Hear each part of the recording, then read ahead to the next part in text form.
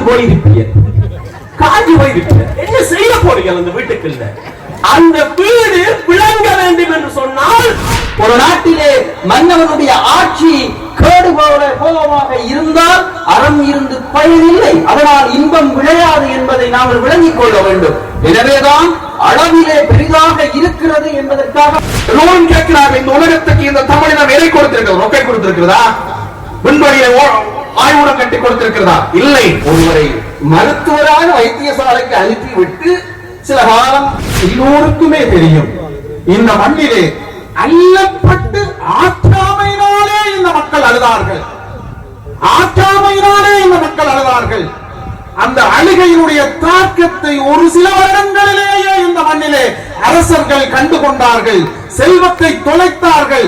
இந்த மண்ணிலே எத்தனை அராஜகம் செய்தார்களோ அத்தனை பேரையும் வரவேற்ற கையில் எல்லாம் அவர்களை விரட்டி அடித்தார்களே.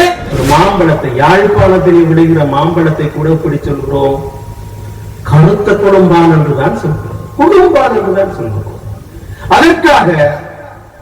அதற்கு யாழ்ப்பாண மாம்பழம் என்று நாங்கள் யாழ்ப்பாணை சேர்ந்த மும்மூர்த்திகளுக்கு நான் சொல்லும் செய்தி, தீயது எது என்று அறத்தின்பால் அறிந்தால்தான் தீயதை விலக்கி நல்லதை நிலைநாட்டி பொருளை சம்பாதிக்கலாம். நண்பர்களே, இந்தியாவிலே ஒரு அரசு செய்ததை, கன்னியாகுமரியிலே இந்தியாவிலே ஒரு அரசு செய்ததை இலங்கையிலே ஒரு அறக்கட்டளை செய்திருக்கின்றது. அதற்கு வணக்கங்கள். அந்த வாசுகி என்ற பெண் பின்தூங்கி முன்னையும் பேரை இருந்த காரணத்தினாலேதான் வள்ளுவன் இந்த உலகத்துக்கு கிடைத்தார். வரலாற்று பெருமைமிக்க இந்த நிகழ்விலே, ஒரு அருமையான பட்டிமன்ற நிகழ்விலே உங்களை சந்திப்பதில் மிக்க மகிழ்ச்சி அடைகின்றோம். மாட்சிமை மிக்க மாவியம் பதியில் நீண்டதொரு சரித்திரம் வீழ்ந்துவிட புதியதொரு சரித்திரம் எழுந்து நிற்கும் இந்த நிலையிலே வள்ளுவன் தன்னை உலகுக்கே வந்து வான்புகழ் கண்ட தமிழ்நாடு என்பதற்கு அமைய திருக்குறளிலே இருக்கக்கூடிய 3 முத்துக்களை தேடி ஆராய்கின்ற ஒரு முயற்சி நடக்கின்றது. அருமையான கவியரங்கத்தை பார்த்தோம். திருவள்ளுவருடைய கருத்துக்களை ஆங்காங்கே கொண்டு வந்து எங்களுடைய சமகால சமூகத்தை வெளிப்படுத்துகின்ற பொழுது, தனியாக இருந்து உணர்கின்ற பொழுது நாம் எங்கே இருக்கிறோம் என்பதை உணர தலைப்படுகிறோம். காலம் மிக வேகமாக அகாலமாகிக் கொண்டிருக்கிறது. அந்த காலம் கடக்கின்ற நேரமெல்லாம் நாம் என்ன செய்திருக்கிறோம் என்ற கேள்வி எங்களுக்குள்ளே வந்து போகின்றது. அப்படி போவது மட்டுமல்ல, சென்ற காலம் மீண்டும் வந்துவிடும் என்ற ஒரு நப்பாசையிலே தான் நாம் பலர் வாழ்ந்து கொண்டிருக்கிறோம். வைகளும் வைகள் வரக்கண்டும் அகுதுணரார், வைகளும் வைகளை வைகுதல் வைத்து வைகளும் வைகத்தம் வாழ்நாள் மேல் வைகுதல் வரும் என்று வாழ்நாள் மேல் வைத்து என்று நாகடியார் தன்னுடைய பாடலடிகளிலே சொல்லுகிறார். அப்படிப்பட்ட ஒரு சூழ்நிலையில் தன்னுடைய ஒவ்வொரு மணி துளிகளையும் சிந்தனைக்குள்ளே கொண்டு வந்து எதிர்கால சமூகம் நல்லபடியாக இருக்க வேண்டும் என்பதற்கான பல கங்கரியங்களை திட்டமிட்டுக் கொண்டு செயற்படுத்துகின்ற ஆர் திருமுருகன் ஐயா அவர்களுக்கு என்னுடைய தனியான சிறப்பான வணக்கங்களை தெரிவித்துக் கொள்ள விரும்புகிறேன். அதிக நேரம் எடுத்துக் கொள்ளவில்லை, ஏனென்றால் இது ஒரு முத்தரப்பு பட்டிமன்றம். அருமையான கவியரங்கத்தை பார்த்து ரசித்த உங்களுக்கு இந்த ரசனை வித்தியாசமாக இருக்க வேண்டும் என்று நான் எதிர்பார்த்துக் கொண்டு, திருக்குறளின் மேன்மை பெரிதும் வெளிப்படுவது அறத்திலா, இன்பத்திலா, பொருளிலா. தமிழர் தம் வாழ்க்கையிலே மிக முக்கியமான 3 கோட்பாடுகள், அறம், பொருள், இன்பம் என்ற 3. அந்த 3ஐயும் ஒவ்வொரு பாலாக வைத்துக் கொண்டு தன்னுடைய குறட்பாக்களை அமைத்த வள்ளுவன் எதை மனதிலே வைத்து எவருக்கு எக்காலத்துக்கு எதற்காக எழுதப்பட்டது என்று இக்காலம் வரைக்கும் உணர்ந்து கொள்ளக்கூடிய வகையிலே தன்னுடைய குறட்பாக்களை அமைத்திருப்பது என்பதுதான் இன்று வரை ஆச்சரியத்துக்குரிய ஒரு விடயமாக இருக்கின்றது. அதனாலேதான் எல்லோரும் தேடிய அறத்தையும் பொருளையும் இன்பத்தையும் நாங்கள் மீண்டும் தேடுகின்ற ஒரு முயற்சியிலே இங்கே இருக்கின்றோம். எப்படி இருந்தாலும் இந்த தேடல் உங்களுக்கு ஒரு இன்பத்தை தரும் என்ற ஒரு நம்பிக்கை எனக்கு இருக்கின்றது. இந்த முன்னுரையோடு அறம், பொருள், இன்பம் இவை பற்றி எந்த ஒரு விளக்கத்தையும் நான் இங்கே வழங்கவில்லை ஏனென்றால் அதற்காக இங்கே 9 பேச்சாளர்கள் மிகச் சிறப்பாக காத்திருக்கின்றார்கள். முதலிலே பட்டிமன்றத்தினுடைய ஒவ்வொரு பேச்சாளர்களுக்கும் 5 நிமிடங்கள் மட்டும் வழங்கப்படும். அந்த 5 நிமிடங்களுக்குள்ளே தங்களுடைய கருத்துக்களை திட்டமிட்டு நிறைவு செய்வார்கள். ஏனென்றால் 2 அடிக்குள்ளே தன்னுடைய கருத்தை வெளிப்படுத்திய வள்ளுவரை பற்றி பேசுகின்ற பொழுது அதுக்கு மேலே போனால் அது வள்ளுவருக்கு நாங்கள் செய்கிற இலக்காக போய்விடும் என்ற செய்தியினை சொல்லிக்கொண்டு, திருக்குறளின் மேன்மை பெரிதும் வெளிப்படுவது அறத்திலேதான் என்ற அணியினுடைய தொடக்க பேச்சாளர் திரு சண்முகானந்தன் சந்தோஷன் அவர்கள் தன்னுடைய வாதத்தினை ஆரம்பித்தார்.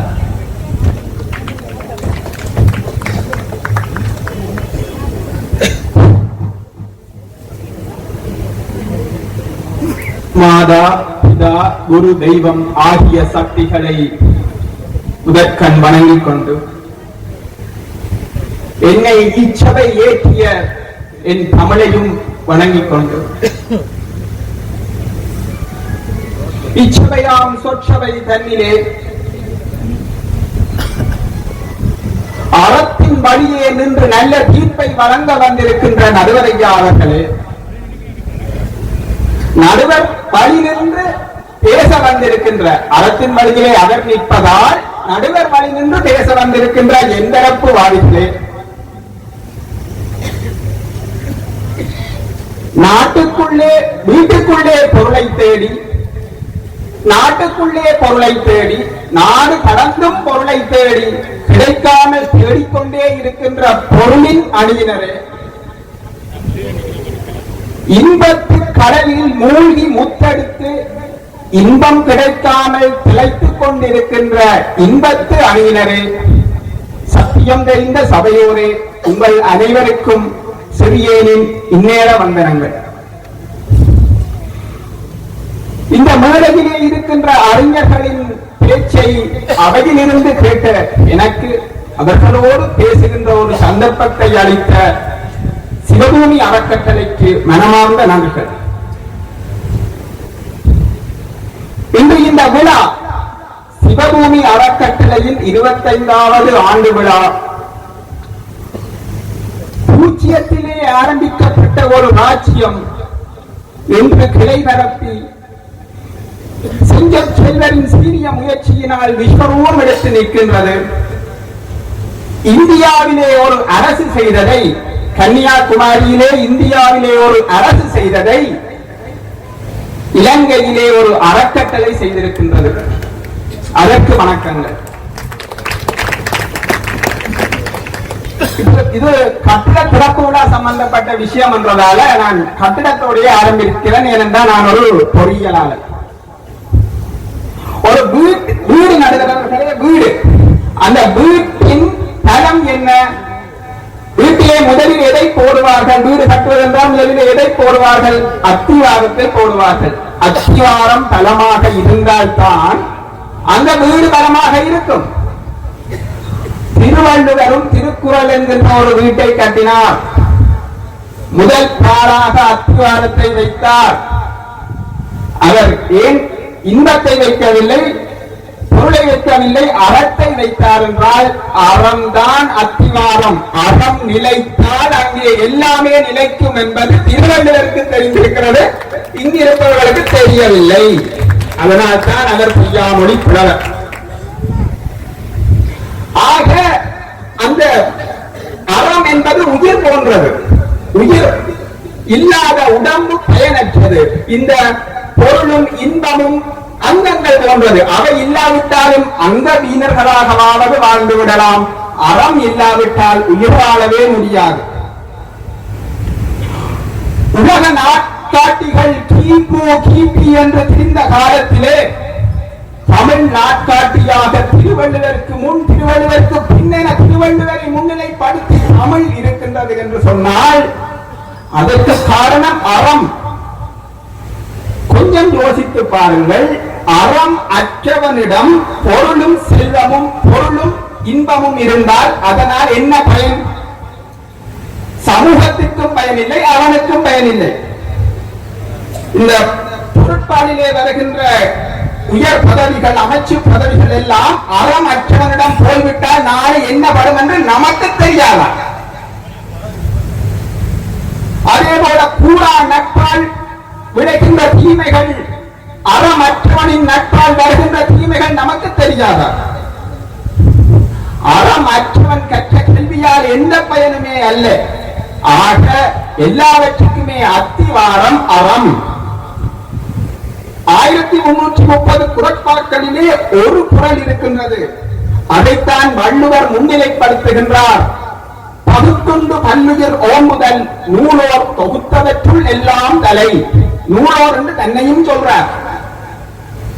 அப்ப நூலோர் எல்லாரும் என்னென்னவோ எல்லாம் தொகுத்திருக்கிறோம், அதுக்கு எல்லாம் தலையாய் இருக்கிறது பகுத்தொண்டு பல்லுயிர் ஓம்புதல். எல்லாருக்கும் கொடுத்து உண்ணணும், எனக்கு இருக்கிறது எல்லாருக்கும் கொடுத்து உண்ணணும். இதுக்கு கல்வி அறிவோ உயர் பதவியோ ஒன்றும் தேவையில்லை, இருக்கிறத இல்லாதவர்கள் கொடுத்து உண்ணணும்.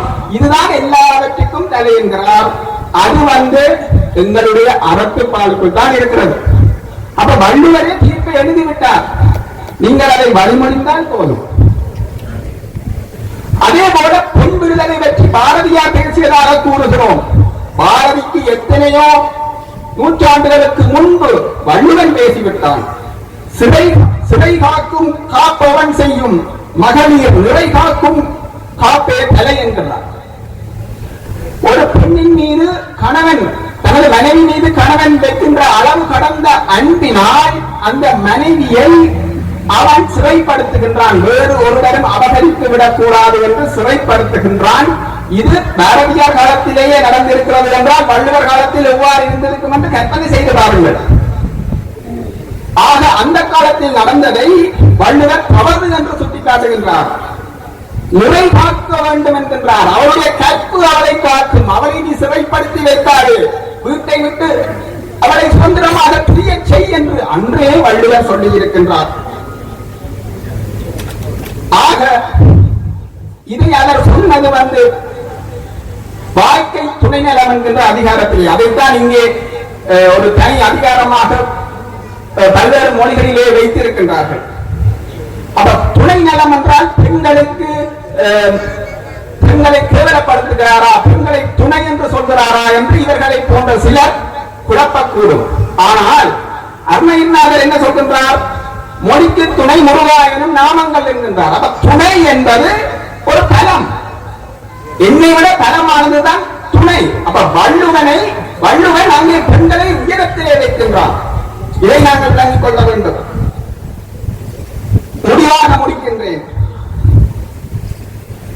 அளவில் வேண்டும் என்றால் பொறுப்பால் பெரிதாக இருக்கலாம். வள்ளுவன் அறங்கள் யாவற்றையும் 38 அதிகாரங்களுக்குள் அடக்கிவிட்டான். கடுகு சிறிதானாலும் காரம் பெரிது. அதற்காக இந்த இன்பத்து பால்காரர்கள் நாங்கள் தான் சிறியவர்கள் என்று தருவார்கள், நம்பி விடாதீர்கள். அது கடுகல்ல, அது கசகசா. இந்த சர்பத்துக்கு போடுகிற கசகசா அது கடுகல்ல. உண்மையான கடுகு, காரமான கடுகு அறமே அறமே அறமே. வள்ளுவர் எல்லாவற்றையும் கூறியிருக்கிறார். ஆனால் அறத்தை தான் ஒருபடி மேலே வைத்து கூறியிருக்கிறார் என்ற தீர்ப்பை நீங்கள் வழங்காவிட்டால் திருக்குறள் என்கின்ற கட்டிடத்தின் அத்திவாரம் ஆட்டம் காணும். பொறியியலாளனாக எனக்கு அதில் உடன்பாடில்லை. நல்ல தீர்ப்பை தாருங்கள். சந்தோஷம் அவர்கள் உண்மையில் தன்னுடைய பேச்சினால் உங்களை சந்தோஷப்படுத்தி இருக்கிறார் என்றுதான் சொல்ல வேண்டும். அவர் ஒரு பொறியியலாளர்.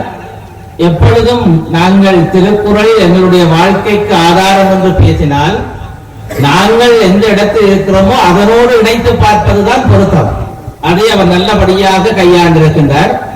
அவர் ஒரு வீடு கட்டுவதற்கு அத்திவாரம் எவ்வளவு அடிப்படையானது, அதே போல் இந்த திருக்குறள் என்கின்ற வீடை கட்டுவதற்கு வள்ளுவரால் போடப்பட்ட அத்திவாரம் தான் அறம் என்பது அவருடைய வாதம்.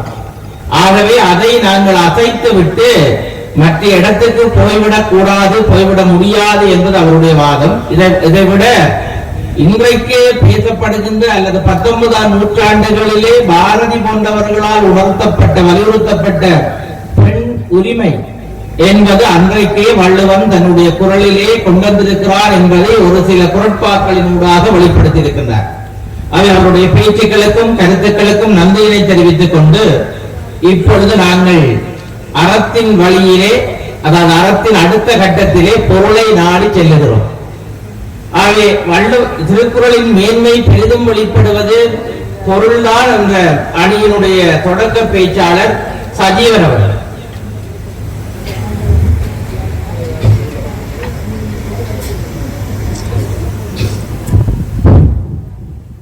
எங்கள் வாழ்வும் எங்கள் வளமும் மங்காத தமிழ் என்று சண்டைப்படும் அவையின்கண் வீட்டிருக்கின்ற போற்றுதலுக்கும் மதிப்புக்கும் உரிய நடுவர் அவர்களே, பேச்சாளர் பிறந்தவைகளே, தமிழ் கூறும் நல்லுலகுக்கு திருக்குறளுக்கு ஒரு அரண்மனையை தந்திருக்கின்ற ஐயா கலாநிதி செஞ்சொற் செல்வர் ஆறு திருமுருகன் அவர்களே, எல்லோரையும் இந்த நல்ல நேரத்திலே வணங்கி மகிழ்கின்றேன். நான் நினைக்கின்றேன் இந்த நிகழ்வினுடைய ஒரு முத்தாய்ப்பான நிகழ்வாக இந்த பட்டி மண்டபம் அமைந்து விளங்கும் என்று நினைக்கின்றேன். காரணம், திருக்குறளினுடைய மேன்மை பெரிதும் வெளிப்படுவது அறத்துப்பாலினா, பொருட்பாலினா அல்லது இன்பத்துப்பாலினா என்கின்ற அடிப்படையிலே இந்த பட்டி மண்டபத்தை வகுத்திருக்கிறார். நண்பர் சந்தோஷன் 6ஆம் வகுப்பிலே இருந்து என்னோடு ஒன்றாக படித்தவர், நல்லாக படித்தவர், என்னை விட நன்றாக படித்தவர். அதனாலேதான் பொறியியலாளராக இருக்கிறார். எங்கே பொறியியலாளராக இருக்கிறார் என்றால் வங்கியிலே பொறியியலாளராக இருக்கிறார். அவர் விடயத்தை சொன்னார் பாருங்கள். வீடு கட்ட வேண்டுமாக இருந்தால் முதலில் என்ன போட வேண்டும் என்று கேட்டார். அஸ்திவாரம் போட வேண்டும். தவறு.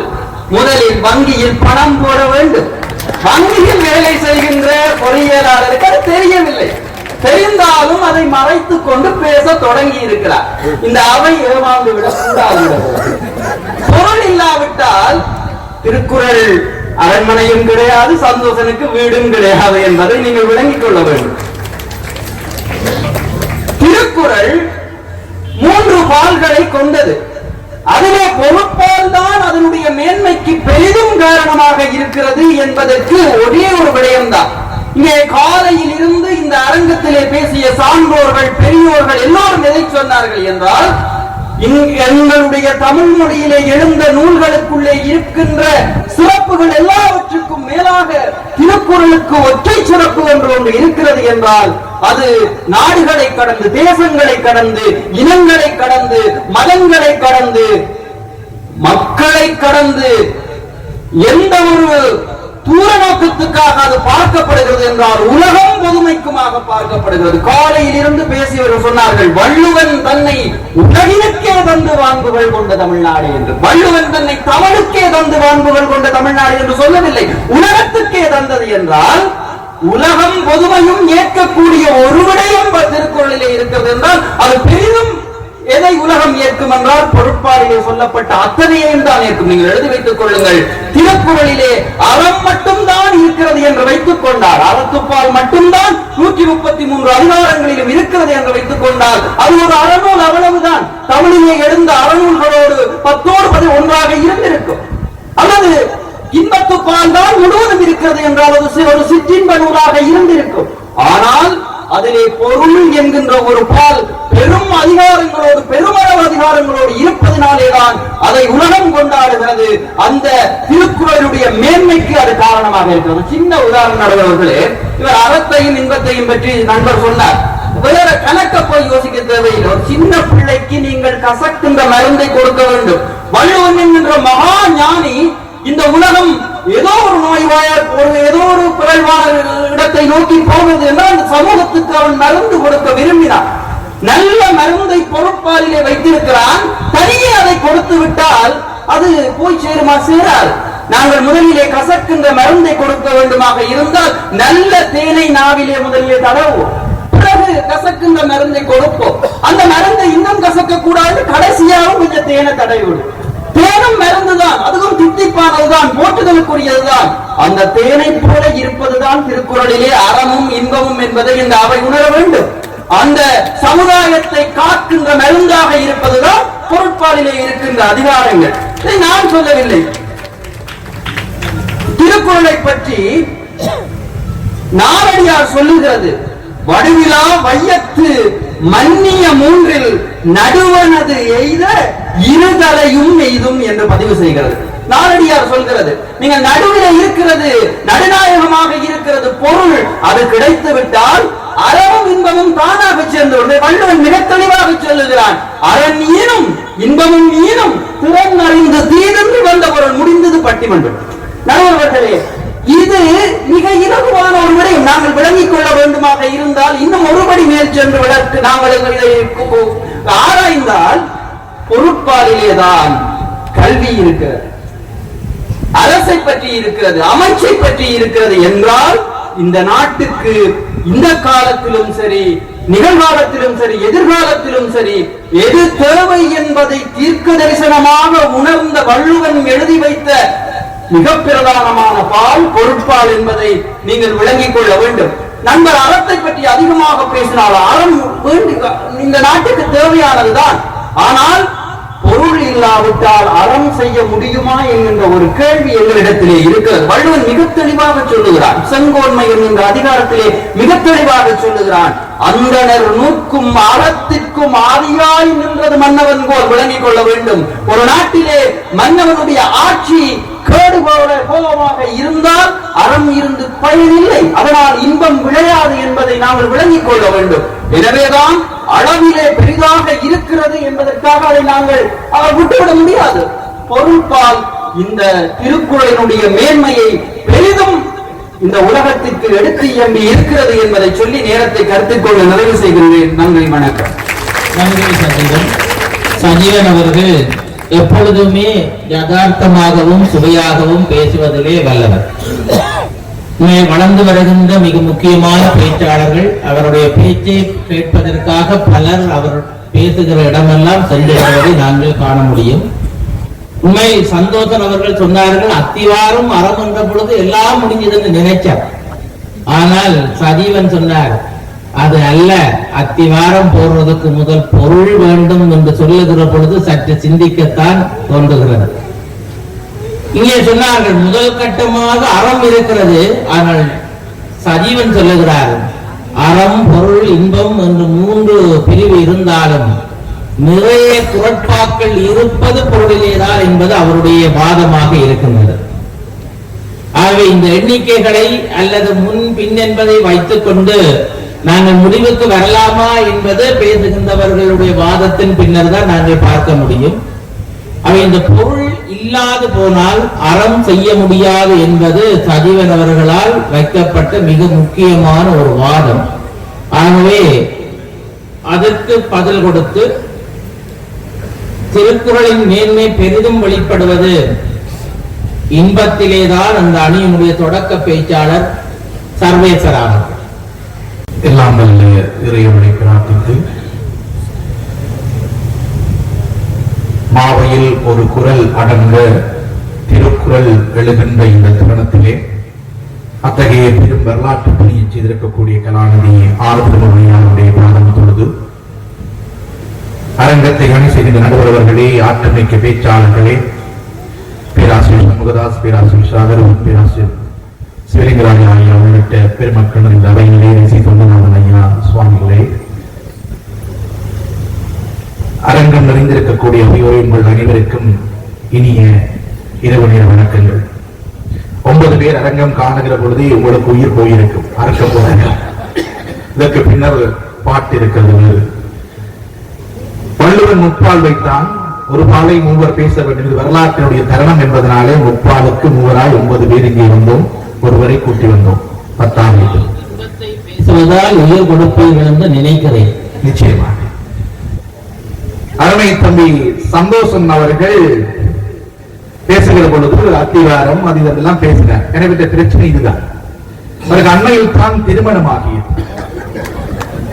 கடந்த வருஷம் தான் 6 மாசம் தான் போயிருக்கு. அவர் அத்திவாரம் பற்றியும் பேங்க்ல பொருள்வரது பற்றியும் சஜீவன் தொடரையும் பேசிக் கொண்டிருந்தால் அத்திவாரம் ஆட்டங்கான். இன்னைக்கு நம்முடைய சமூகத்தில் இருக்கக்கூடிய பிரச்சனையே இதுதான். பலருக்கு அது புரிவதில்லை. இன்றைக்கு வள்ளுவன் சொன்ன உள்ளார்ந்த அர்த்தங்களிலே உவப்போடு பார்க்க வேண்டிய விடயங்களை நாங்கள் உவப்பெற்றதாய் தூக்கி வைத்திருக்கிறோம். நம்ம சொன்னார், அங்கே பொருட்பால் கடுகு இது கசகசா, என்ன இன்பத்தை கொஞ்சம் கசமுசாதான் அப்படித்தான் பார்க்கிறார்கள். இதுதான் மிகப்பெரிய தவறு. காலையில் எங்கள் சொன்னதால் சுவாமி பேசுகிற பொழுது அவர் துறவி அவர் சொன்னார், மொழிபெயர்த்த துறவிகள் உண்மை. மொழிபெயர்த்த துறவிகள் அறத்தை மொழிபெயர்த்தார்கள், இன்பத்தை மொழிபெயர்த்தார்கள். ஜி.யு. போப் தொடக்கம் சுப்பிரமணிய சுவாமிகள் வரை அடுத்த காலை தொடவே இல்லை. அது அவர்களுக்குரிய அறம், அது வேறு. ஆனால் இல்லறத்தான் என்று சொல்லுவனுக்கு என்ன அறம் என்பதை வள்ளுவன் வகுத்துக் கொடுத்தான். திருக்குறள் எழுந்த காலப்பகுதியை சிந்திக்க வேண்டும். தமிழர்கள் மரபில் அகமும் புறமும் பிரிதன்று, அணவும் புறமும் பிரிதன்று. சங்க காலத்திலே அகத்தினையும் புறத்தினையுமாக அறமும் புறமுமாக நாங்கள் இடிந்த காலத்தை தாண்டி வருகிற பொழுது அந்த சமூகத்திலே இருந்த ஒரு கீழ்நிலையை மேன்மைப்படுத்துவதற்காக சங்கம் அருவிய காலத்திலே அறநூல்கள் எழுகிறது. அந்த அறநூல்களுக்குள்ளே தலையாய நூலாக திருக்குறள் எழுகிறது.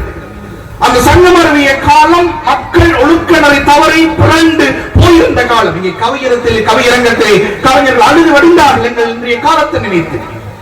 இத்தகைய போர் முடிந்த ஒரு காலத்திலே தான் திருக்குறள் எழுதுகிற பொழுது சமூக அறம் பிழைத்திருந்தது, இல்லறம் பிழைத்திருந்தது. அந்த இல்லறத்தை நெறிப்படுத்துவதற்காக வள்ளுவன் வகுத்த வழிதான் வள்ளுவன் கொடுத்த இன்பத்திற்பால். உங்களுக்கு தெரியும், எங்களுடைய தொல்காப்பியம் அது முதல் நூல். தொல்காப்பியம் தான் எல்லாருக்கும் முதல் என்று சொல்கிறோம். அந்த தொல்காப்பியம் சொல்லி இருக்கக்கூடிய இந்த அகத்திணை 7 வள்ளுவன் ரெண்டு தூக்கி வைக்கிறார் வழியில. கைக்கிளை ஒருதலை காமம், மடலேறுதல், பெருந்தனைகள், அதை எல்லாவற்றையும் தூக்கி வைத்துவிட்டு வகுத்து கொடுத்தான் வள்ளுவன். இதுதான் வாழ்க்கை என்பதை வகுத்து கொடுத்தான். நான் சொல்ல பாருங்க, எல்லோரும் கேட்கிறார்கள், இந்த உலகத்துக்கு இந்த தமிழினம் எதை கொடுத்திருக்கிறது? ரொக்கை கொடுத்திருக்கிறதா? விண்வெளியை ஆய்வுடன் கட்டி கொடுத்திருக்கிறதா? இல்லை. ஒழுக்கமிக்க வாழ்வுக்காக ஒருவனுக்கு ஒருத்தி என்கின்ற ஒரு பெரிய வாழ்க்கை நிலையை கொடுத்திருக்கிறது என்றால் அதில் ஆரம்பித்து வைத்தவன் வள்ளுவன். வள்ளுவனுடைய இன்பத்து பாலிலேதான் அந்த நெறி முறையை வகுத்துக் கொடுத்தான். அந்த ரெண்டையும் தூக்கி வைத்தான். தொல்காப்பியம் பெரிய நூல், அது எல்லை வரம்பு, அதை தூக்கி வச்சுட்டு வள்ளுவன் கணவன் மனைவி என்கின்ற அந்த எல்லையை வகுத்துக் கொடுத்து எப்படி வாழ வேண்டும் என்பதை சொல்லிக் கொடுத்தான். இது பிழைக்கிற பொழுதுதான் எல்லாம் பிழைச்சு. இல்லறத்தில் ஒரு கணவன் மனைவிக்கிடையில் இருக்கக்கூடிய உறவு, அவர்களுக்கு இடையில் இருக்கக்கூடிய அன்பு தொலைகிற பொழுது எல்லாம் தொலைந்து போய்விடுகிறது. இன்றைக்கு நம்முடைய சமூகத்திலே நீதிமன்றங்களை சென்று பாருங்கள், எத்தனை விவாகரத்து வழக்குகள் வந்து நிற்கிறது. உளவியல் தெரிந்தவர்களுக்கு தெரியும் அது எந்த புள்ளியில் சறுக்கி போய் வந்து நிற்கிறது என்று பலருக்கு தெரியும். வள்ளுவனுடைய அந்த வாக்கு மிக முக்கியமானது. ஒரு குறள் சொல்கிறேன், இம்மை பிறப்பில் பிரியலம் என்றேனை கண்ணுரை நீர் கொண்டவள் என்று ஒரு குறள் எழுதுவான் வள்ளுவன். ஒரு தலைவன் தலைவியை பார்த்து சொல்கிறான், இந்த பிறப்பில் நான் உன்னை பிரியவே மாட்டேன். இந்த வார்த்தையை கேட்டவுடன் அந்த மனைவியுடைய கண்களிலே கண்ணீர் நிறைகிறது. நாங்கள் நினைப்போம் ஆனந்த கண்ணீர் என்று, அதுக்கு அர்த்தம் அல்ல. அவள் அழுகிறாள். அப்ப இந்த பிறப்பில் நீ என்ன பிரிய மாட்டாய் என்றால் அடுத்த பிறப்பில் பிரிஞ்சு போயிடுவாயே, 7 பிறப்புக்கு நீ என்னோடு வரமாட்டாய் என்று சிந்திக்கின்ற அந்த பக்குவத்தை சொல்லிக் கொடுத்த. இதுதான் மிக முக்கியமானது. இந்த பிறப்பில் மட்டுமல்ல, எந்த பிறப்பிலும் நீ எனக்கு கணவனாய் வர வேண்டும் என்று சிந்தனை ஓடுகின்ற ஒரு இல்லறம் நிலைக்குமாக இருந்தால் பொருள் கிடைக்கும். தானாவின் பொருள் தானா வரும், அவன் தானா நிலைக்கும். இங்க பிழைச்சிட்டு தம்பி அத்தி வர மாட்டாங்க. இன்பம் பிழைத்தால் நீ அறமற்ற வழியில் பொருளை சேர்ப்பாய். இன்பம் பிழைத்தால் அறமற்ற வழியில் பொருளை சேர்ப்பாய். நீ சேர்த்தவள் அறமற்ற காரியங்களை செய்ய உன்னை தூண்டும். இந்த உண்மையை இன்றைக்கு நம்முடைய சமூகம் புரிந்து கொள்ள வேண்டும். இன்னொரு குறள் சொன்னார், உடம்பொடு உயிரிடை எண்ணமற்ற மடந்தையோடு எம்மடை நட்பு. மிக அருமையான குறள். ஒரு தலைவன் தலைவனுடைய உறவு என்பது உடம்புக்கும் உயிருக்கும் போனது. உடம்பு உயிரும் போனது. உயிர் போயிட்டா உடம்புக்கு வேலை இல்லை. அது வரைக்கும் தான் அது உயர்துணை, இல்லாட்டி எப்ப எடுப்பினம் சமம். உயிர் போய்விட்டால் கணவன் மனைவியை பிரிந்தாலோ மனைவி கணவனை பிரிந்தாலோ அதுக்கு பிறகு அதுக்கு அர்த்தம் இல்லை. காலையில அம்மா திருக்குறள் அறிமுகம் செய்யும் பொழுது இந்த பீடு என்கின்ற ஒரு சொல்லை சொன்னார். இந்த பீடு யாருக்கு அந்த மிடுக்கி இருக்கும் என்றால், ஒரு ஆண்மகனுக்கு எப்போது மிடுக்கி இருக்கும் என்றால் தன் மனையாளை உயர்ந்து எடுத்து வைத்து போற்றுகிறவர்கள்தான் அந்த மிடுக்குடன் ஒரு சபையை அளிக்க முடியும். அதான் வாழ்க்கையினுடைய தத்துவம். அதை வள்ளுவன் வகுத்துக் கொடுத்த இன்பத்து பால்ல.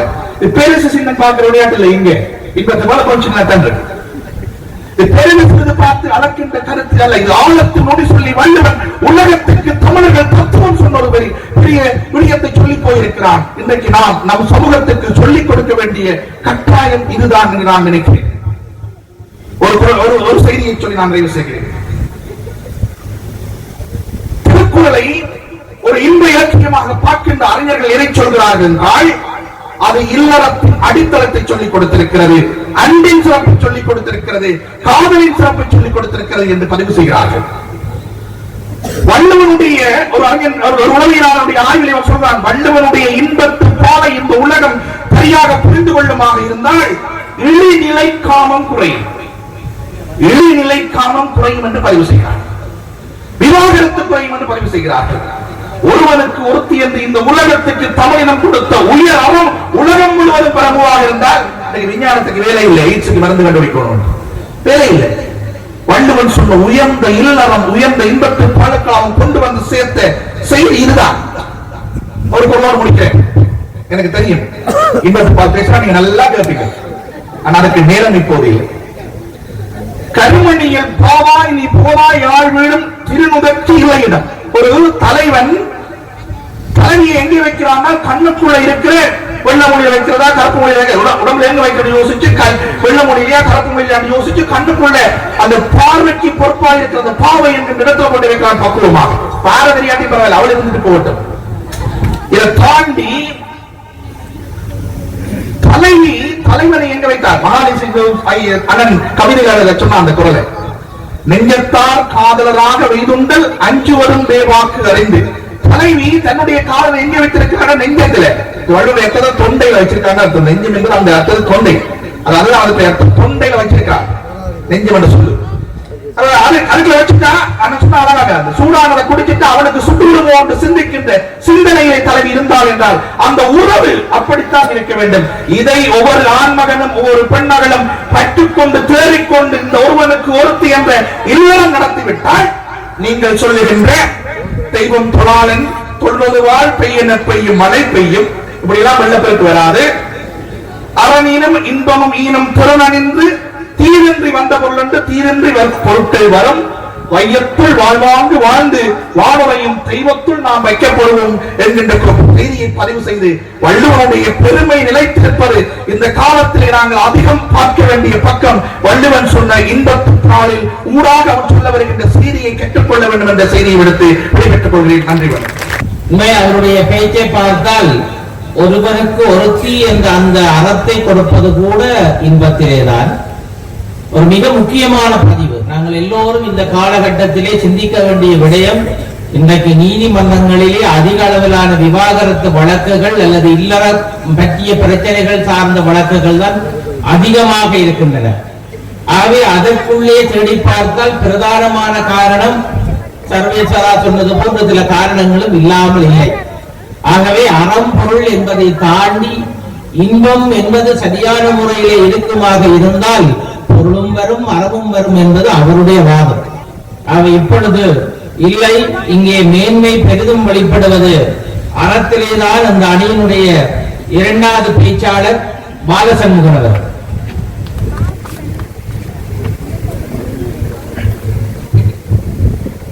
கடவுளுடைய திருவடிகளை வணங்கி துறந்தால் திருவடிகள் பாதம் பிணிந்து மதிப்புக்குரிய நடுவர் வாத பிரதிவாதங்களை மேற்கொள்ளுகின்ற பட்டிமன்ற பேச்சாளர்கள், சான்றறிந்த சபையோர்கள் அத்தனை பேருக்கும் பணிவன்பான வணக்கம்.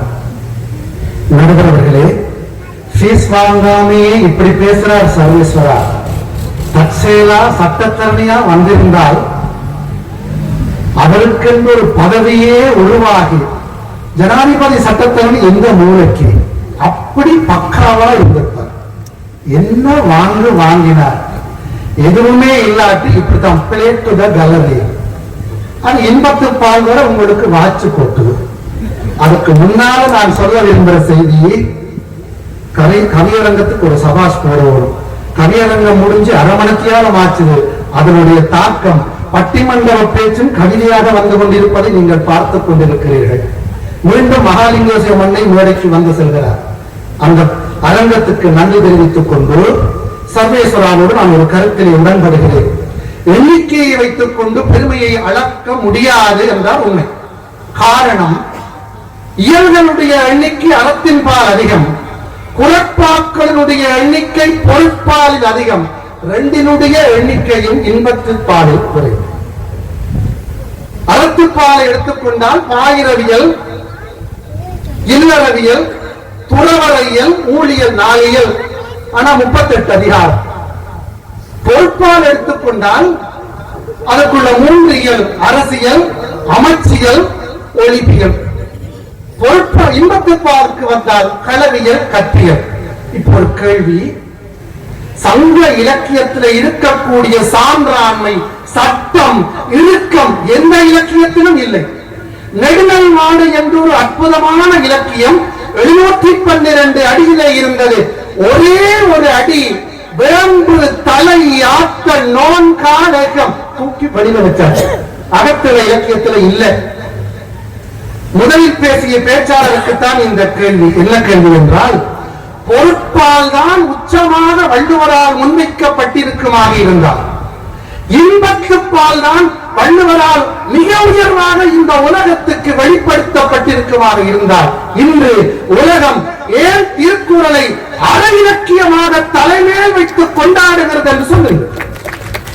திரும்பவும் சொல்லுகிறேன், 712 பாடிய நெடுநல்வாரை ஒற்றை அடிக்காத அகத்தடியில் இருந்து தூக்கி வெளியில வைத்த கட்ட சான்றோர்கள் பொருட்பாலின் பக்கம் ஏன் வள்ளுவரை வைக்கவில்லை? இன்பத்தின் பால் பக்கம் ஏன் வள்ளுவரை வைக்கவில்லை?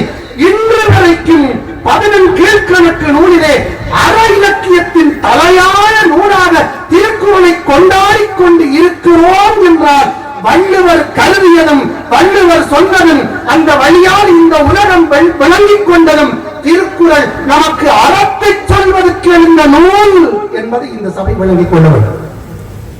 இன்பத்துப்பாலை பற்றி அதிகம் சொல்ல விரும்பவில்லை.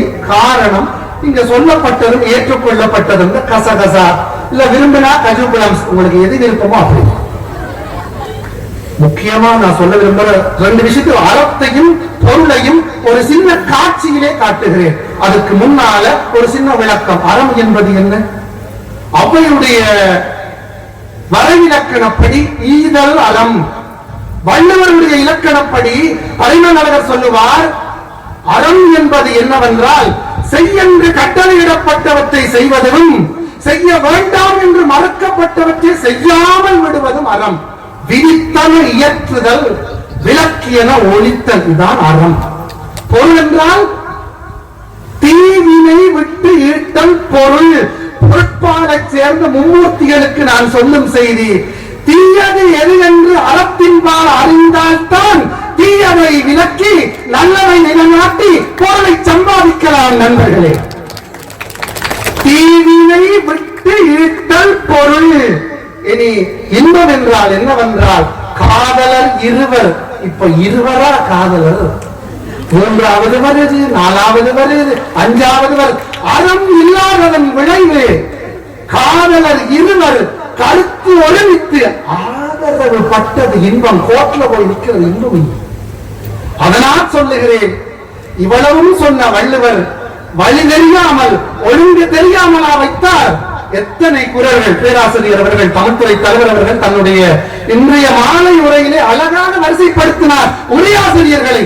அந்த உரையாசிரியர்கள் அத்தனை பேரும் பரிமேலழகர் தனித்து சூரியனாக தெரிகிறார். என்ன காரணம் என்றால், உரை சொன்னது மட்டுமல்ல, அதிகார வைப்புரை என்று ஒன்றுக்கு வியாக்கியானம் கொடுத்தார். சின்ன உதாரணம் சொல்லுகிறேன். அரசியல் தொடங்குகிறார். 39வது அதிகாரம் இறை மாட்சி. மன்னன் யார்? இறை என்ற பெயராலே விளங்கப்படுத்திக் கொண்டு வந்து அடுத்ததா மன்னனுக்கு என்ன வேண்டும் என்று சொல்ல வருகிறார். மன்னனுக்கு வேண்டியவற்றை சொல்ல தொடங்கி, மன்னனுக்கு மட்டுமன்றி அது மண்பதைக்கும் பயன் தரும் என்கிற காரணத்தினாலே கல்வியை கூற தொடங்கி முடிக்க இல்லை. அந்த அதிகார வைப்பு முறை பரிமேலழகர் சொல்லுகிற லட்சணமே தனி. விரிவுபட்டால் கல்வியை சொல்லி அதனால் தீர்ந்து போகாமல், எதிர்முகத்தால் சொல்லி கல்லாமை அதன் திருப்தி பெறாமல் பொதுமுகத்தால் கேள்வியை சொன்னார் என்பதாம் 3 அதிகாரத்துக்கு ஒரு பந்தியில விளக்கம் சொல்லுகிறார் பரிமேலழகர். அந்த வள்ளுவர், இந்த பரிமேலழகர், வள்ளுவர் அப்படி மாறி வைத்திருந்தார். பரிமேலழகர் எங்காவது இடத்தில் அதை எங்களுக்கு கோடி காட்டி இருக்க மாட்டாரா? சொன்ன இடத்துக்கு வருகிறேன். ஒரு நிமிடத்தில் முடிக்கிறேன். அறத்தையும் பொருளையும் ஒப்பிடுவதாக சொல்லுகிறேன். நடுவர்களே, இன்றைக்கு 40-35 வருடங்களுக்கு முன்னால அமெரிக்காவில குறித்த ஒரு வருடம் கோதுமை விளைச்சல் மிக அதிகம், அளவுக்கு மிஞ்சி விளைஞ்சு போட்டு பொருளாதார அறிஞர் எல்லாரும் சேர்ந்து முடிவெடுத்தார்கள். அடுத்த வருடம் அமெரிக்காவினுடைய கோதுமைக்கு கேள்வி குறையில் கொண்டு போய் கடல்ல கொட்டு. அதை பார்க்கிற கண்ணால இதை பாருங்க. அதே காலத்துல அதே நாளில எதியோப்பியா, தன்சானியா, சோமாலியாவில சாப்பாடு இல்லாம, குடிக்க சுத்தமான தண்ணி இல்லாம வளைஞ்சு கூனி குறுகி இலையான் மொக்கிது. இலையான தட்ட முடியாம 2 ஜீவன், ஆயிரக்கணக்கான ஜீவன் உயிருக்காக ஆரோக்கியத்துக்காக போராடுகிறது. அந்த கோதுமையை இங்க கொடுக்க சொன்ன அறத்தை முன்னுக்கு சொல்லலா, கோதுமையை கடல்ல சொட்டு என்று சொல்லக்கூடிய பொருளாதாரத்தை முன்னுக்கு வைக்கிறதா? எனவே பொறுப்பாளாக இருக்கட்டும், இன்பத்து பாலாக இருக்கட்டும், அறம் இல்லாமல் அது பால் கிடையாது என்பதுதான் வள்ளுவருடைய முடிந்த முடிவு. எனவே வள்ளுவருடைய குரல் மேன்மை உருவது அவர் சொல்லக்கூடிய அறத்துப்பால் தான் என்று சொல்லி ஒரே ஒரு குரலை சொல்லுகிறேன். அறத்தால் வருவதே இன்பம், மற்றெல்லாம் புறத்த புகழும் இல, பொருளும் இல, புகழும் இல, இன்பம் இல, அறம் இல்லை என்றால் வாய்ப்புகள் வணக்கம். அருமையாளர்களுடைய உறவினை நிலைநிறுத்தி அதிகார வைப்பு பொருத்தம் பற்றி சொன்னார். இந்த பால் வைப்பு பற்றியும் சொல்லுவார் என்று எதிர்பார்த்தேன். இவை எல்லாவற்றுக்கும் மேலாக திருக்குறளிலே பொருள், இன்பம் இவையெல்லாம் அதிகமாக இருக்கிறது என்று சொன்னால் அதை ஏன் நாங்கள் இன்று வரை அறநூலாக மட்டும்தான் கருதி கொள்ளுகிறோம் என்கின்ற ஒரு கேள்வியை மற்ற அணியினர்களுக்கு அவர் கொடுத்திருக்கிறார். நிறைவாக ஒரு விடயத்தை சொன்னார். நீங்கள் பொருளை ஈட்டி இன்பமாக வாழ வேண்டுமாக இருந்தாலும் அறத்தின் வழி நின்று தீயது எது என்பதை அறிந்தால் மட்டும்தான் பொருளை ஈட்ட முடியும். நல்ல வழியால் பொருள் ஈட்டினால் வாழ்க்கை நன்றாக இருக்கும் என்பதை அவர் இங்கே வெளிப்படுத்தி இருக்கின்றார்கள். அவருக்கு என்னுடைய நன்றியினை தெரிவித்துக் கொண்டு, இல்லை திருக்குறளினுடைய மேன்மை பெரிதும் வெளிப்படுவது பொருளிலேதான் என்ற அணியினுடைய 2வது பேச்சாளர் ஐங்கரன் அவர்.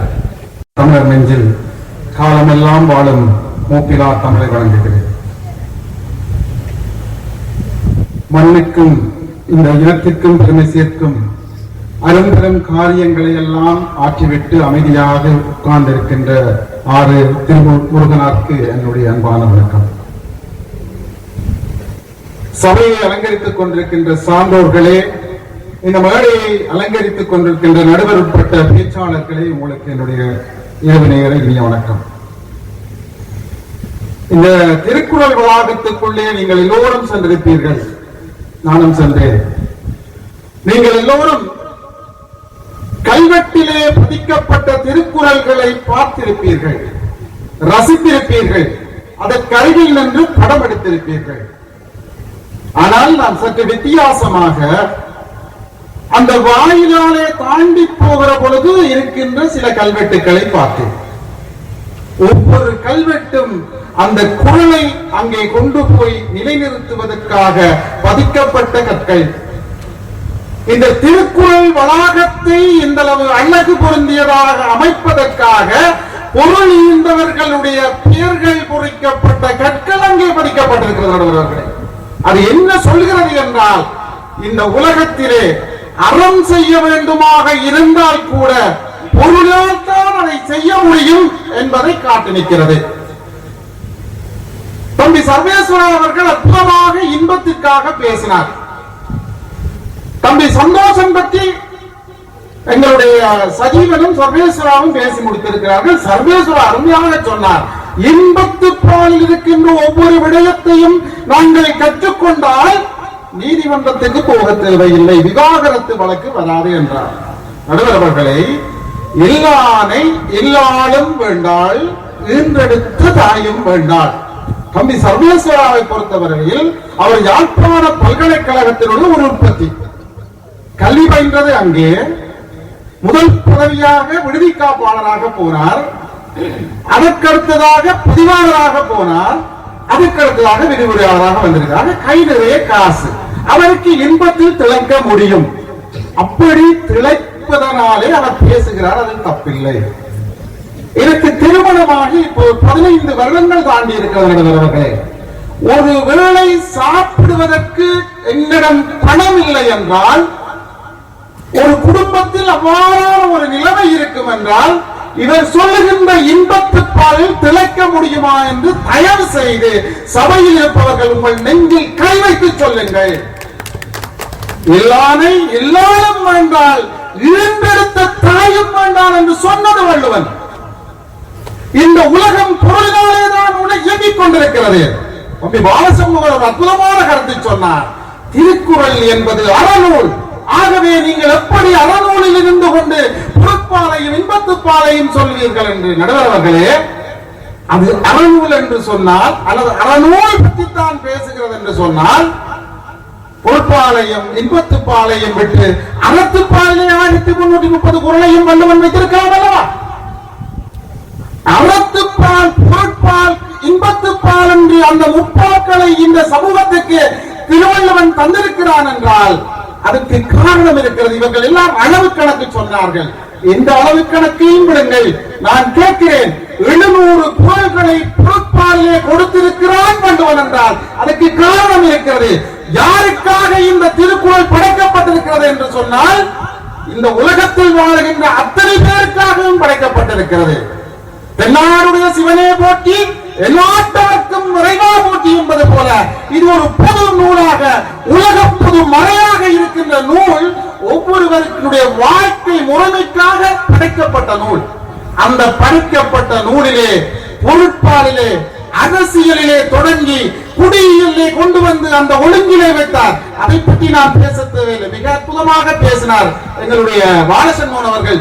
பொருட்பால் அறம் பற்றி பேசுகிறது என்றார். உண்மை. அறத்துப்பாலில் மட்டும் அறம் பேசவில்லை, பொருட்பாலுக்குள்ளும் அந்த பொருட்பாலை எவ்வாறு கையாள வேண்டும் என்பதற்கான அடையாளத்தை, அந்த வழிகாட்டலை காட்டி நிற்பதுதான் திருக்குறளுடைய மகிமை. நடுவர்களே, ஒரே ஒரு குறள் இந்த மண்ணை சார்ந்த, இந்த மக்களை சார்ந்த ஒரு விடயத்தை தத்துரூபமாக உயிர்ப்போடு காட்டி இருக்கிறது. தெய்வப்புலவனுடைய குறள் என்பதற்கான சான்று. நடுவர்களே, அல்லற்பட்டு ஆற்றாத கண்ணீர், அல்லற்பட்டு ஆற்றாத அழுத கண்ணீர் செல்வத்தை தேய்க்கும் படை. எல்லோருக்குமே தெரியும், இந்த மண்ணிலே அல்லற்பட்டு ஆற்றாமையினாலே இந்த மக்கள் அழுதார்கள். ஆற்றாமையினாலே இந்த மக்கள் அழுதார்கள். அந்த அழுகையினுடைய தாக்கத்தை ஒரு சில வருடங்களிலேயே இந்த மண்ணிலே அரசர்கள் கண்டுகொண்டார்கள். செல்வத்தை தொலைத்தார்கள். இந்த மண்ணிலே எத்தனை அராஜகம் செய்தார்களோ அத்தனை பேரையும் வரவேற்ற கைகள் எல்லாம் அவர்களை விரட்டி அடித்தார்களே. அதுதான் இந்த வள்ளுவனுடைய தெய்வப்புலவனுடைய குறளினுடைய தனித்துவம்.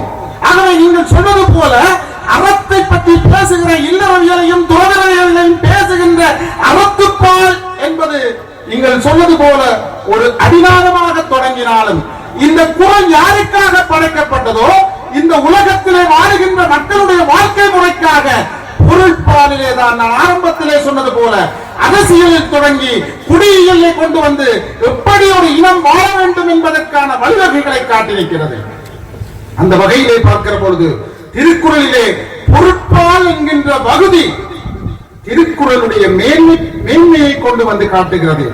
சொல்லுகிற பொழுது சொன்னார்கள், ஈதல் அறம், தீவினை விட்டு ஈட்டல் பொருள், காதலர் இருவர் கருத்தொரு வித்து ஆதரவு பெற்றது இன்பம் என்று சொன்னார்களே. திருக்குறளிலே பொருள் என்பதற்கு என்ன அர்த்தம் என்பதை நாங்கள் பார்க்க வேண்டும். பொருள் என்பதற்கு தமிழிலே அர்த்தம் என்று சொல்வார்கள்.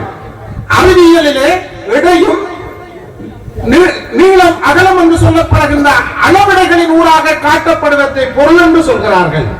ஆனால் இந்த உலகத்திலே பொருளியல் பற்றி பேசுகின்ற பொழுது பொருள் என்பது செல்வமும் வளமும் என்று சொல்கிறார்கள்.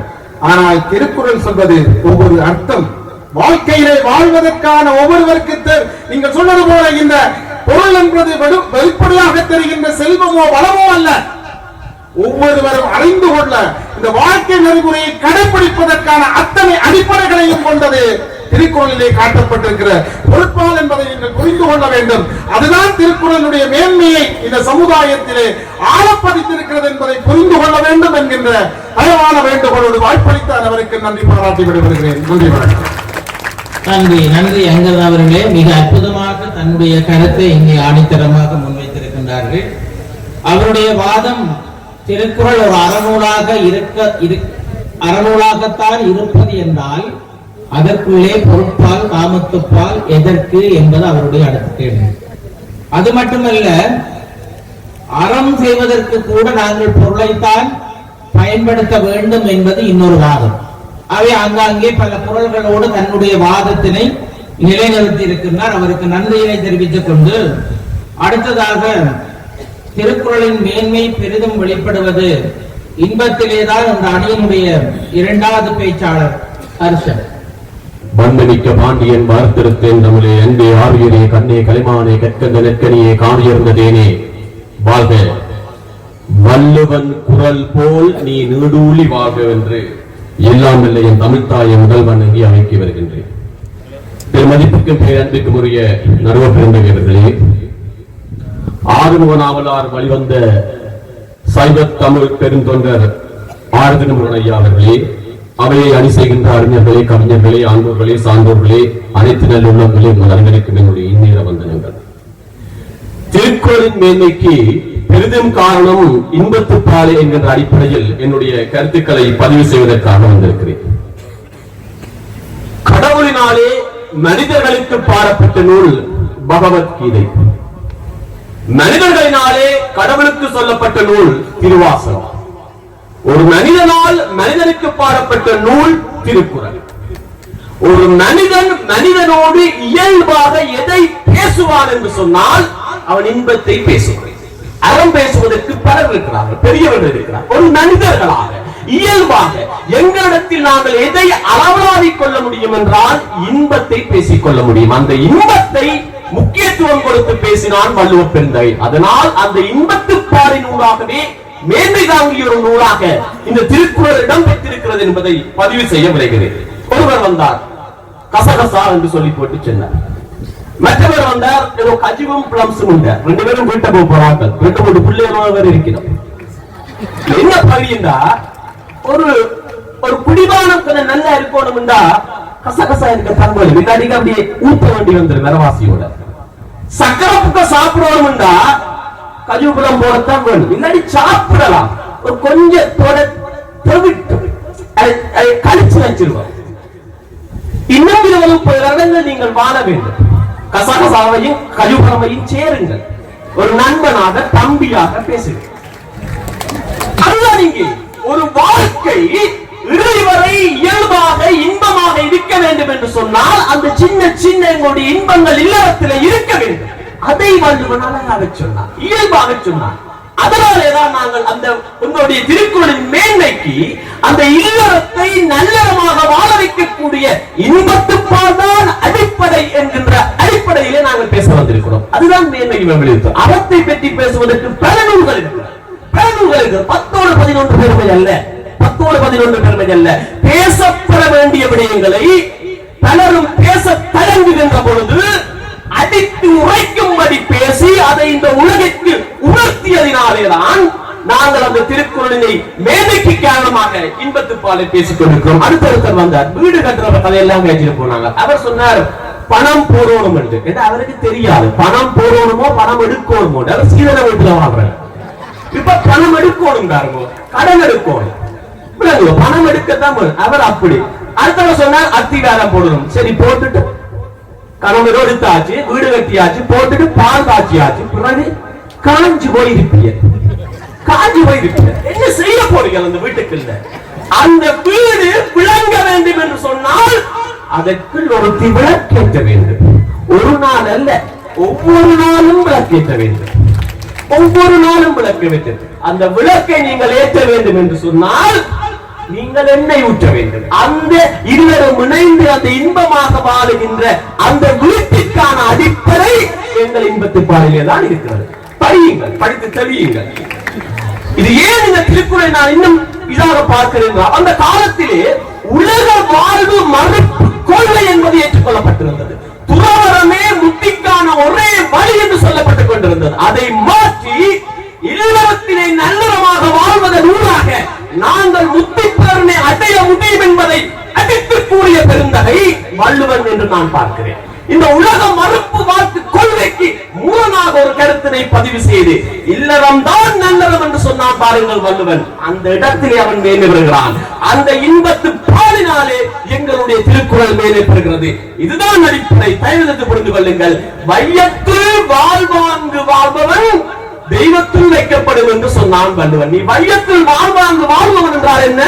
ஒரு இல்லறத்தை ஒரு நல்லறமாக வாழ்வது, ஒரு நல்ல மகனாக, ஒரு நல்ல கணவனாக, ஒரு நல்ல தந்தையாக, ஒரு நல்ல குடும்பத்தை நீ வாழ்கிறாய் என்று சொன்னால் நீ தெய்வத்துக்குள் போவாயடா, உனக்கு வீடு வேறு உண்டு என்று சொன்னான் பாருங்கள். அதனால் இந்த இல்லற வாழ்க்கையை உயர்த்தினானே வள்ளுவன். அதனால் திருக்குறள் உயர்ந்தது என்பதை பதிவு செய்கிறேன். நாட்டை பார்க்க வேண்டும் என்று அமைச்சியல் எல்லாம் சொல்லி பேசுறார். நாட்டை பார்க்கிறது கிடக்கட்டும், முதல் வீட்டை பார்ப்போமே. வீடு அங்கே கிடக்கிறது. நான் சொல்லுகின்ற வீடு நாங்கள் வாழ்கின்ற வீடு. இடத்தை வைத்து புரிந்து கொள்ளாதீர்கள்.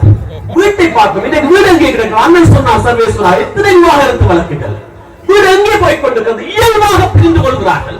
ஒரு கணவனும் மனைவியும் இயல்பாக புரிந்து கொள்கிறார்கள். அந்த வாழ்க்கை ஏன் இவ்வளவு மோசமாக போய் கொள்கிறது? எங்கள் இனத்தினுடைய அடிப்படை பெருமை என்ன தெரியுமா? கூட்டு குடும்பம். சரி, குடும்பம் எங்கள் இனத்தினுடைய பெருமை, தமிழ் இனத்தினுடைய மேன்மை குடும்பம்.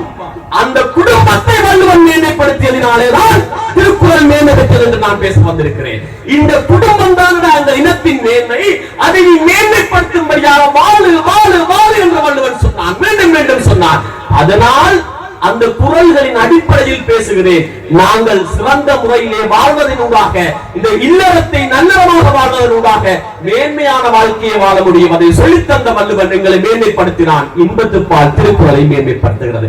குடும்பம் அவ்வளவுதான். நன்மனைவி இருக்க வேண்டும், நன்மக்கள் இருக்க வேண்டும், நல்ல அறம் இருக்க வேண்டும், நட்பேறு கிடைக்கும்.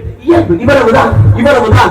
இன்னும் கொஞ்சம் உள்ளே போனால் புறன்மனை நோக்காத ஆண்மை பேராண்மை, பிறல் துணை நோக்காத பெரும் பெண்மை, தரத்தேர் ஒழுக்கமற்ற வாழ்க்கை. இவ்வளவுதான், இவ்வளவுதான். இதை வள்ளுவன் சொன்னான். இணைந்திருந்து எவ்வாறு இன்புற்றிருப்பது, புரிந்திருக்கும் போது எவ்வாறு தும்பித்திருப்பது, அப்படியும் எவ்வாறு மனதினாலே சேர்ந்திருப்பது என்று வள்ளுவன் சொன்னானே. இது காணுமே ஒரு இல்லற வாழ்க்கையை வாழ்வதற்கு, இது காணுமே ஒரு இல்லற வாழ்க்கையை வாழ்வதற்கு. அதனால் தான் சொல்கிறோம். இறுதியாக முடிக்கிறேன். இன்னைக்கு பார் லைசன்ஸ்ல வந்து அரசியல் நிக்குது. அது நிக்கட்டும். பார் லைசன்ஸ்ல நிக்குது. ஆரடாப்பா லைசன்ஸ் பார்த்து கொண்டு அது இருக்க குடியிருக்க இன்னைக்கு எங்களுடைய இளைஞர்களும் யுவதிகளும் இந்த நாளைய உலகை கட்டியெழுப்ப வேண்டிய எங்கள் இனத்தினுடைய நாளைய எதிர்கால நம்பிக்கைகள் தரைகட்டு போய் கொண்டிருக்கிறார்களே, அது ஒரு புறம். காதல் என்கின்ற இல்லற வாழ்க்கை இங்காலே மறுபுறம் தரைகட்டு போடுவதே அது ஒரு புறம். அந்த இடத்துல வள்ளுவன் ஒரு குரல் வச்சான். அதோட முடிக்கிறான். அதுதான் குரல். என்ன சொன்னான்? உள்ள கழித்தலும் காண மகிழ்தலும் கல்லுக்கு காமத்துக்கு உண்டு சொன்னான். நீ குடிச்சாத்தான் உனக்கு இன்பம், அது கல்லுல. நினைச்சால இன்பம் பெறும், அது காதல் இல்ல. அதன் பொலிவயப்படு, இதை கைவிடு. ஒன்றை கைவிடு சொன்னா கேட்க மாட்டார்கள். மடை மாற்ற வேண்டும். அவன் மடை மாற்றினான். கள்ள குடிக்காத, அதை விட இன்பம் காதலுடைய காதலில் இருக்கிறது. அங்க போன என்று சொன்னான். அங்க போன சொன்னவன் அப்படியே போக சொல்லவில்லை. அந்த காதலை எப்படி வாழ வேண்டும் என்று ஒரு வகுப்படுத்தி வைத்திருந்தானே, அதனூடாக நாங்கள் வாழ்கிறோம். இந்த வாழ்க்கையினுடைய மேன்மையினுடைய அடிப்படை இல்லறம். இல்லறத்தினுடைய வாழ்க்கையை சிறப்பாக வாழ்வதற்கான அடிப்படை இன்பத்துப்பால். அதனால் மேன்மை பெற்றது திருக்குறள். நன்றி, வணக்கம். காதலை பற்றி பேசினால் வேகம் தானாக வரும் என்பதை கர்சனின் பேச்சிலே நாங்கள் கண்டுகொண்டோம். மிக அற்புதமாக இன்பம் எந்த அளவுக்கு தேவை என்பதை பல ஆதாரங்களோடு பேசினார். நாங்கள் வாழுகின்ற வீட்டை பற்றி பெற்றினார். எங்களை வாழ வைக்கும் வீட்டை பற்றியும் பேசுங்கள் என்று கேட்டுக்கொள்வதோடு, அடுத்ததாக திருக்குறளின் மேன்மை பெரிதும் வெளிப்படுவது அறத்திலேதான் என்ற அணியினுடைய நிறைவு பேச்சாளர் விஜயசுந்தரம் அவர்கள். இன்றைய நிகழ்வில் மதிப்பார்ந்த தலைவர் கலாநிதி ஆர் திருமுருகன் சார் அவர்களே, பட்டிமன்றத்தினுடைய நடுவர் பேராசிரியர் வேல்நம்பி அவர்களே, இங்கே வாத பிரதிவாதம் செய்திருக்கின்ற சகோதரர்களே, சபையிலே வீற்றிருக்கின்ற சார்புடை பெரியோர்களே, உங்கள் அனைவருக்கும் அன்பார்ந்த வணக்கத்தை முதலிலே தெரிவித்துக் கொள்கின்றேன். பட்டிமன்றத்துக்கு பேசுபவர்களை பிரிக்கின்ற போது ஒவ்வொரு அணிகளுக்கும் ஒவ்வொரு மூத்தவர்களை போட்டால் நல்லது என்று நான் நினைக்கிறேன். இன்பத்து பாலுக்காக பேசிய 3 இளைஞர்களும் இந்த பேச்சில், இந்த தீர்ப்பில் இன்பத்து பால் பறிபோய்விடுமோ என்ற பதட்டத்தில் பேசியது போல இருந்தது. மரியாதைக்குரிய நடுவர்களே, திருக்குறள் எதனையும் நாம் குறைத்து மதிப்பிட முடியாது. அத்தனை குறள்களும் மேன்மையானவை. இப்போது கேள்வி என்னவென்றால், திருக்குறளுடைய மேன்மை பெரிதும் வெளிப்படுவது எது? அது அறத்தாலா, பொருளாலா, இன்பத்தாலா? இதைத்தான் பார்க்க வேண்டும். நான் குறள் சொல்ல விரும்பவில்லை. அப்போ நடுவராகிய நீங்கள் என்ன செய்ய வேண்டும் என்றால், இந்த அறம்பொருள் இன்பம் என்பதை தனித்து இயங்க விட வேண்டும். எது மேன்மை, எது உயர்வானது என்பதை அறிய வேண்டுமாக இருந்தால் 3ஐயும் தனித்தனியாக கட்டுப்படுத்தி பார்க்க வேண்டும். வள்ளுவன் பொருளை மட்டும் பேசியிருக்கிறான் என்று எடுங்கள். அதனுடைய பெருமை எப்படி இருக்கும்? வள்ளுவன் இன்பத்தை மட்டுமே பேசினான் என்றால் அவன் கண்ணதாசன், வைரமுத்து என்ற வரிசையில் நின்றிருப்பான். வள்ளுவன் அறத்தை பேசியிருந்தால் அவன் உயிர் வாழ்ந்திருப்பான். அப்போ அறம் தனித்து இயங்கக்கூடியது. அறத்தை விட்டு பொருளையோ அல்லது இன்பத்தையோ வள்ளுவன் பேசியிருப்பானாக இருந்தால் அவன் ஒரு சாதாரண மனிதனாக ஆகியிருப்பான். எனவே இவற்றை தனித்து பார்க்கின்ற போது அறம் உயர்ந்திருக்கிறது. எனக்கு முன்பு பேசிய கர்ஷன் இந்த நுண்ணறி கடன் வழங்குகின்ற ஒரு வங்கியில வேலை செய்பவர். அந்த நுண்ணறி கடன் ஏன் வருகிறது? அறத்தை அறியாததால். அதுதான் பாவசேகவன் சொன்னார், அறத்தால் வருவதே இன்பம். நடுவர் அவர்களே, அறம் வள்ளுவன் இல்வாழ்க்கையை பற்றி பேசுகிற போது, இன்பத்து பாலை பற்றி பேசுகிற போது நான் தொண்டுநாத சுவாமிகளுடைய முகத்தை அடிக்கடி பார்த்தேன். இன்பத்து பால் பகுதி மக்களுக்கு சொல்லப்பட்டது. அதிலும் 3 தரவுக்கு சொல்லப்பட்டதாக நீங்கள் எடுத்துக்கொண்டே இருக்கிறீர்கள். ஒரு தரப்புக்கு சொல்லப்பட்டது. துறவிக்கு தேவையில்லை. துறவிக்கு வேந்தன் துரும்பு. அப்ப துறவிக்கு அது தேவையில்லை. அப்படியானால் வள்ளுவன் இந்த மக்கள் சமூகத்துக்கு எதை சொல்லுகிறான்? அறத்தை சொல்லுகிறான். கர்சன் அவர்கள் இங்கே சொன்னார்கள், மையத்துள் வாழ்வாங்கு வாழ்பவன் மனமுறையும் தெய்வத்துள் வைக்கப்படவன். ஐயா, இது நிலையான வைப்பு, சேமிப்பு வைப்பு அப்படியான கணக்கல்ல. இது அறத்து பாலை சொல்லப்பட்டது. நீங்கள் உங்களுடைய இன்பத்து பாலுக்கு எடுக்கிறீர்கள். மையத்தில் வாழ்வாங்கு வாழ்பவன் மனமுறையும் தெய்வத்தில் வைக்கப்படும் என்றால் அதனுடைய பொருள் என்ன? ஒரு மனிதன் இந்த உலகத்தில் எத்தகைய அறமுறைகளுக்கு உட்பட்டு வாழ வேண்டுமோ அப்படியெல்லாம் அவன் வாழ்வானாக இருந்தால் அவன் திறமைகளில் ஒருவனாக வைக்கப்படுவான். இதை சொல்லிவிட்டுத்தான் அவன் பொருளையும் இன்பத்தையும் பேச வேண்டும். ஒருவரை மருத்துவரான வைத்தியசாலைக்கு அனுப்பிவிட்டு சில காலம் உரத்துக்கு பின்பு மருத்துவபடத்துக்கு அனுப்புவதில்லை. மருத்துவபடத்துக்கு அனுப்பிவிடுத்தான் பின்னர் அவரை வைத்தியசாலைக்கு அனுப்ப வேண்டும். எனவே ஒருவன் அவன் இல்வாழ்க்கைக்கு போகலாம், அல்லது துறவுக்கு போகலாம், பொருளை இருக்கலாம், எதுவும் செய்யலாம். ஆனால் அவன் அடிப்படை அவன் அறத்தை அறிந்திருக்க வேண்டும். சன்னாஸ் அவர்கள் மிக அருமையாக சொன்னார், பகுத்துண்டு பல்லுயிர் ஓங்குதல் நூலோர் தொகுத்தவற்றுள் எல்லாம் தலை. ஐயா, உன்னுடன் இருப்பதை மற்றவனுக்கும் கொடுத்து அவனையும் வாழவை. இந்த உலகத்தில் தர்ம நூல்களை, அறநூல்களை யாரெல்லாம் சொன்னானோ அவை யாவற்றிலும் உயர்ந்ததுதான் அது. இங்கே பொருள் பட்டியல், அந்த கட்டிடங்களை கட்டியவர்களுடைய பட்டியல் போட்டிருக்கிறார்கள் என்று இங்கே சொன்னார்கள். ஏன் போட்டார்கள்? இந்த அறத்தை நிலைநாட்டுவதற்கு இவர்கள் பொருள் தந்தார்கள். அப்படியானால் அறத்தின் வழி அவர்கள் இந்த பொருளை ஈட்டியிருக்கிறார்கள். அறத்துப்பாலை அவர்கள் கற்று வந்திருக்கிறார்கள். இங்கே ஐயா லலிசன் அவர்களுடைய தரப்பு என்ன சொல்கிறது? பொருள் இருந்தால் அறம் பெறும். இன்றைக்கு போத வியாபாரம் ஏன் நடக்கும்ன்றது இதுதான் காரணம். பணம் இருந்து அறம் பெறுமா? அறமிருந்து அவன் யாரிடம் பணம் பெறுவதோ அவன் தான் அந்த அறத்தை செய்வான்.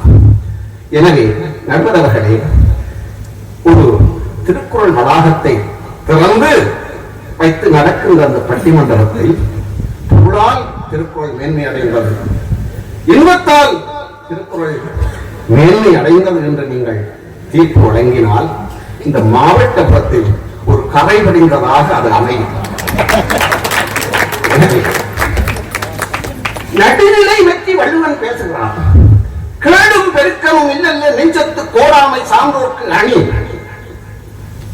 அறத்துப்பால் 38 அதிகாரம், பொருட்பால் 70 அதிகாரம், இன்பத்துப்பால் 25 அதிகாரம். உங்களுடைய மனோன்மணி சண்முகதாசன்யார் மிக தெளிவான ஒரு பெரிய புத்தகத்தில் வகுத்து தந்திருக்கிறார். அப்போ இப்ப நடுநிலை பற்றி சொல்லுகிறான் வள்ளுவன். கேடும் பெருக்கமும் இல்லல்ல நெஞ்சத்து கூடாமை சான்றோர்க்கு அணி. ஒரு மனிதனுடைய வாழ்க்கையில் செல்வமும் நஷ்டமும் கஷ்டமும் வருவது வழக்கம். ஆனால் நீ உன்னுடைய நடுநிலையை விட்டு விலகி விடாதே. அதுதான் அறம். நீ அந்த அறத்தை காப்பாற்றுவாயாக இருந்தால் அதுதான் மனிதனுடைய உச்சம் என்று சொல்லுகிறார். உறுதிப்படுத்த முடியாத விடயங்களில் தான் அதிகம் பேச வேண்டும். அதை இந்த பொருள் தரப்பும் இன்பத்து தரப்பும் செய்தார்கள். இப்போது பொருட்பாலன் சொல்ல வேண்டும். மயிர் மீட்பின் வாழா கவரிமான் அன்னார் உயிர் மீட்பின் மானம் வரை. இது பொருட்பாலில் ஒரு குறள். உதாரணத்துக்கு வள்ளுவன் என்ன சொல்கிறான்? மானத்தோடு வாழ், அவருக்கு ஒரு அறிவுரை. இன்பத்து பாலில் என்ன சொல்கிறார்? செல்லாமை உண்டே எனக்குறை மற்றும் என் நல்வரவு வாழ்வார்க்கு உரை. பிரிந்து செல்லுகின்ற செய்தியாக இருந்தால் அதை எனக்கு சொல்லாது, அதை யாருக்கு சொல்லால் அதுவரை உயிர் வாழ வல்லவர்க்கு சொல். அப்போ ஒரு இன்பத்து பாலில் ஒரு வாழ்க்கையில் எப்படி கணவன் மனைவி சேர்ந்து போக வேண்டும் என்பதை சொன்னார். வாழ்க்கை துணையை அறத்துப்பாலில் சொன்னார். வாழ்க்கை துணை நலம் அதனுடைய குரல் இருக்கிறது. இங்க சொன்னீர்கள், அல்லற்பட்டு ஆற்றாது அழுத கண்ணீர் என்றோ செல்வத்தை தேக்கும் படை என்பதை நடுவரவர்களை இதை ஒப்புமை செய்ய வேண்டும். ஒப்புமை செய்ய வேண்டும். அரசியலில் அதை வள்ளுவன் சொல்லுகிறான். அதை தூக்கி பிடித்து இளங்கோ சொல்லுகிறான். அரசியல் பிழைத்தோர்க்கு அறம் கூட்டாகும். நம் இலக்கியம் சொல்கிறது. ஆக அல்லற்பட்டு ஆற்றாது அழுத கண்ணீர் என்றோ செல்வத்தை தேய்க்கும்படி என்று அரசியலில் சொல்ல இளங்கோ சொல்லுகிறான். அந்த அரசியல் உழைத்தால் அது அறம் கூட்டாக கொள்ளும் என்று சொல்லுகிறான். எனவே நடுவரர்களே, இனி செந்தமிழ் சொல்லி லலிசன், இங்கே எங்களுடைய விரிவுரையாளர் அஜர்ந்தகுமார் அவர்கள் ஒரு பட்டிமன்ற ஒழுங்கின்படி பேச வேண்டுமே தவிர உங்களுடைய தீர்ப்புக்காக பேச வேண்டி வராது என்று கூறி வாய்ப்புக்கு நன்றி பாராட்டி நன்றி விஜயசுந்தரம் அவர்களே. உண்மையில் நாங்கள் பல ஆண்டுகளாக இந்த பட்டிமன்ற பயணத்திலே இருக்கிறோம். எந்த நடுவர்கள் வந்தாலும் அவரை விஜயசுந்தரம் என்றுதான் அழைப்பார்கள். அவ்வளவு விஷயத்தை மிக சுருக்கமான முறையிலே சுவையாக தரக்கூடிய வல்லமை படைத்தவர். அறத்தை விட்டு எந்த வழியாலும் பொருளை ஈட்ட முடியாது. அறம் தவறு ஈட்டும் பொருளினால் வாழ்க்கையில் இன்பம் இருக்காது என்பதை அவர் தன்னுடைய பேச்சிலே சொல்லி நிறைவாக நடுவு நிலைமையிலே கொண்டு வந்து முடித்திருக்கின்றார்.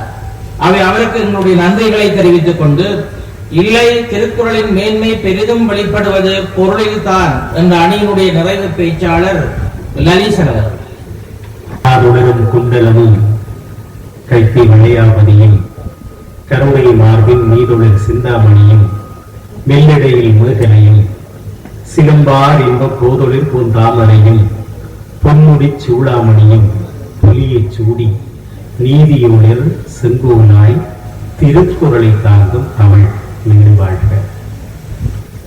பிறைதனையும் தமிழெண்ணையையும் பணிந்து மேன்மைக்குரிய நடுவர்களே, சபையிலே வீட்டிருக்கிற திருமுருகன் ஐயா உள்ளிட்ட பிரிவுகளே, அன்பு சகோதர சகோதரிகளே, என்னோடு இந்த பட்டி மண்டபம் காண்கிற அன்பு சகோதரர்களே அனைவருக்கும் என்னுடைய பணிவான வணக்கத்தை தெரிவித்துக் கொள்கிறேன். நடுவர்களே, அறம் பற்றி பேச வந்த விஜயசுந்தரம் அறம் இல்லாமல் பேசிவிட்டு சென்றிருக்கிறார். நீதிபதியையே விரட்டி இருக்கிறார். அதைத்தான் நாங்கள் சொல்கிறோம். இன்றைக்கு அறம் குலைந்து செல்கிறது என்பது உண்மை.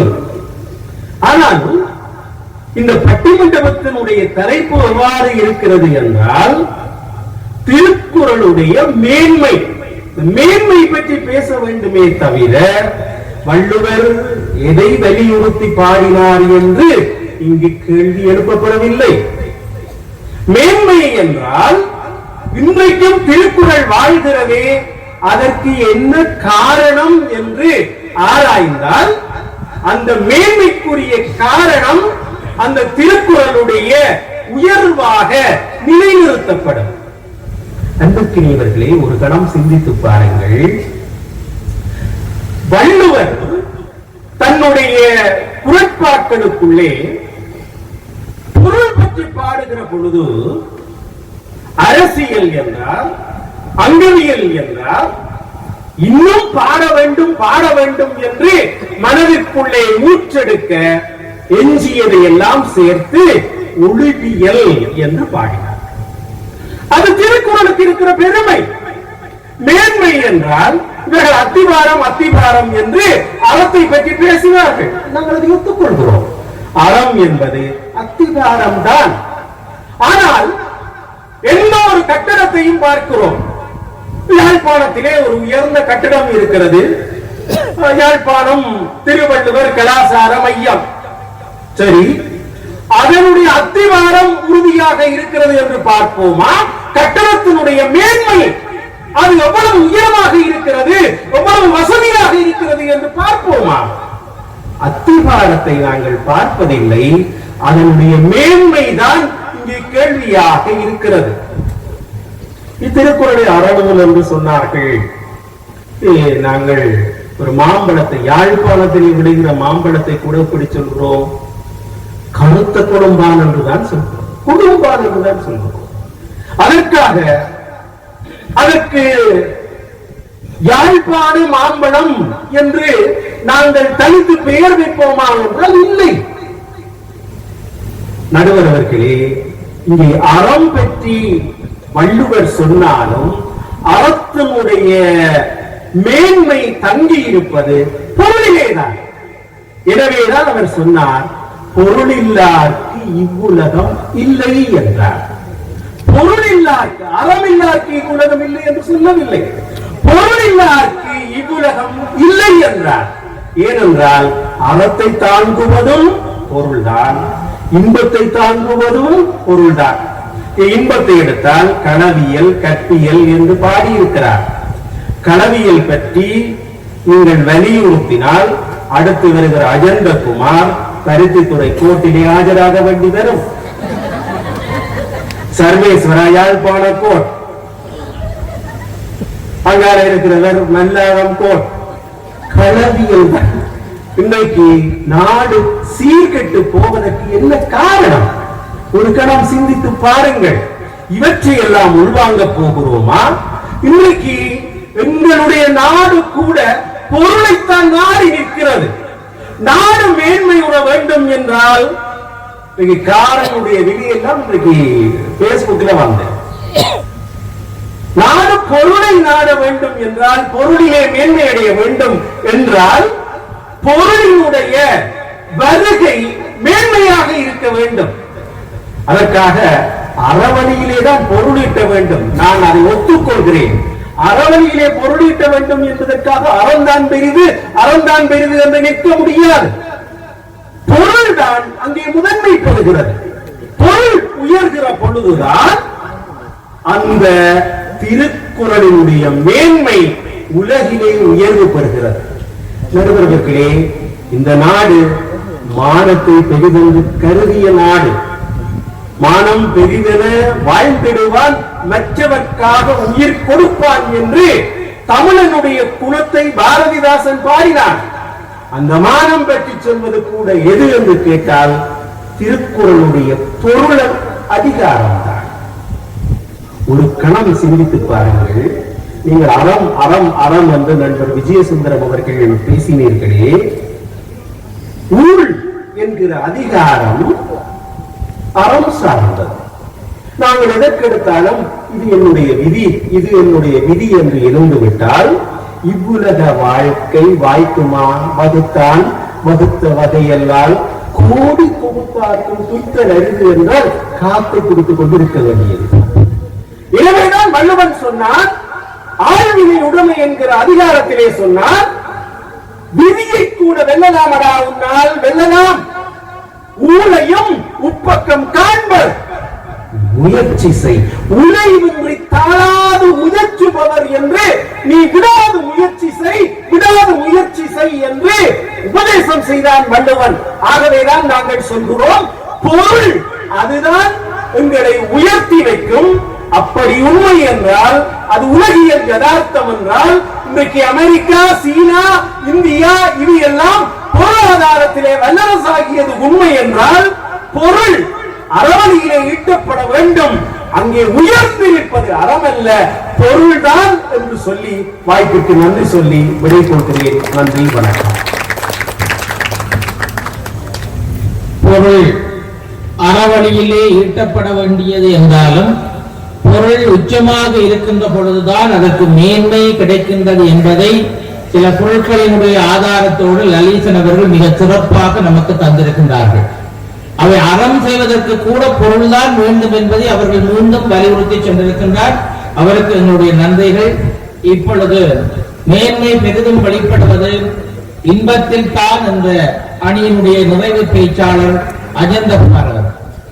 என்னை இறைவன் நன்றாக படைத்தனன், தன்னை நன்றாக தமிழ் செய்யுமாறு என்று தமிழை பணிந்து நீண்ட காலத்திற்கு பிறகு நான் பட்டிமன்றமும் பேசுகிறேன். ஏன் நான் பேசாமல் இருந்தேன் என்றால், இவ்வளவு பெரிய பேச்சாளர்களோடு நான் எவ்வாறு பேசுவது என்று நினைத்து பயம் கொண்டு பேசாமல் இருந்து விட்டேன். ஆனால் இன்றைக்கு இவர்கள் பேசியதெல்லாவற்றையும் என்னுடைய அணி சார்ந்தவர்களை தவிர பேசியதெல்லாம் கேட்ட பிறகு இவர்களுக்கு வயது போய்விட்டது என்று எனக்கு விளங்கிவிட்டது, அரணை சேர்ந்து விட்டது என்று விளங்கிவிட்டது. ஏன் சொல்கிறேன் என்றால், அண்ணன் விஜயசுந்தரம் வந்து சொன்னார், அறத்தால் தான் தனியே இயங்க முடியும் என்று சொன்னார். அறத்தால் வருவதே இன்பம், அறம் அல்ல. அறத்தால் வரக்கூடியதுதான் இன்பம். வள்ளுவருடைய நோக்கங்களில் பிரதானமானது இன்பம். அண்ணன் ஐங்கரனுக்கு நான் அவருடன் போனான். கட்டிடத்தில் என்ன தெரிஞ்சது என்றாலும் உங்க பொருள் செலவழித்து கட்டி இருக்கிறார். அன்பானவர்களே, எனக்கு என்ன தெரிந்தது என்பதுதான் இங்கு முக்கியம். பல தம்பதிகள் சேர்ந்து, வைத்திய தம்பதிகள் சேர்ந்து, காதலர் இருவர் கருத்தொருமித்து தம்மிடம் இருக்கக்கூடிய இந்த பொருளை இந்த அறப்பணிக்காக அந்த காதல் நெஞ்சங்கள் பரிசாக கொடுத்த இந்த நிலையத்திலே இருந்து நான் பேசுகிறேன். இங்கு வள்ளுவர் சொல்ல வருவது என்ன? நீங்கள் சொல்லுகிறீர்கள் வள்ளுவன் நம்மை உலகிற்கு இந்த வான்புகள் கொண்ட தமிழ்நாடு என்று. நான் நினைக்கிறேன், முதலில் வள்ளுவர் ஏன் வாழ்க்கை துணைநலம் பற்றி பேசினார்? வாழ்க்கை துணைநலத்திலே அறத்திலே பேசிவிட்டாரே, வாழ்க்கை துணைநலத்தில் ஏன் இன்பத்துப்பாலை சொன்னார்? யோசித்து பார்த்திருக்கிறீர்களா? வாழ்க்கை துணைநலம் என்ற ஒன்றிலே ஒரு கணவனும் மனைவியும் எப்படி இருக்க வேண்டும் என்று சொல்லிவிட்டு ஏன் சொன்னார் என்றால், மனிதனுடைய உணர்ச்சிகளை பேசுவது, கர்சனங்களுடைய அணியை சேர்ந்தவர் சொன்னது போல இயல்பான மனித வாழ்க்கையை பேசுவது. வள்ளுவன் என்ற ஒருவனுக்கு பின்னால் ஒரு பெண் இருந்தாள். அந்த வாசுகி என்ற பெண் பின்தூங்கி முன்னையும் பேதை இருந்த காரணத்தினாலேதான் வள்ளுவன் இந்த உலகத்துக்கு கிடைத்தான். நடுவர்களே, எனக்கு உண்மையில் விளங்கவில்லை. இன்னும் ஒரு கருத்தை நான் சொல்ல வேண்டும். பண்பிலான் பெற்ற பெரும் செல்வம் என்று வள்ளுவர் சொல்கிறார். அவன் பண்பு முக்கியம், ஆனால் பண்பில்லாதவரிடம் இருக்கிற செல்வம் பிரயோசனமற்றது. நண்பால் கலம் தீமையா திரிந்தற்று. அப்படி என்றால் ஒருவனுடைய அறத்தால் மட்டும் இன்பம் வராது. அந்த அறம் யாரால் பயனுடையதாகிறது? இல்வாழ்வான் என்பான் இயல்புடைய மூவர்க்கும் நல்லாற்றின் நின்ற துணை. இன்றைக்கு ஆர் திருமுருகன் அவர்களுடைய மனதிலே பிள்ளைகள் பெரும் பொலிவு வருவதற்கு துறந்தார்க்கும் துவாதார்க்கும் இறந்தார்க்கும் துணையாக யார் நிற்கிறார்கள்? நல்ல துணை அமைய வேண்டும்.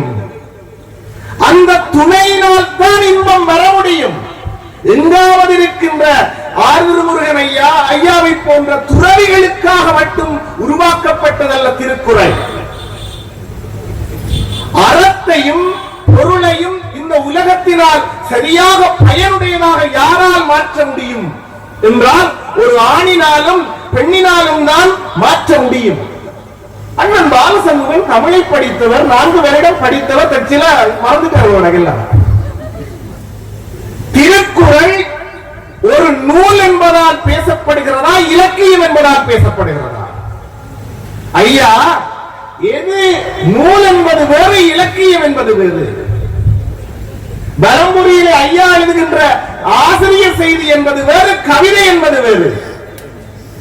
வள்ளுவன் சொல்கிறான், எப்படி இருக்க வேண்டும்? நீங்கின் தெரும் நெருங்கின் தன்னன் குறுகின் தன்னன்றும் தீ ஆண்டு பெற்றால் இவள்.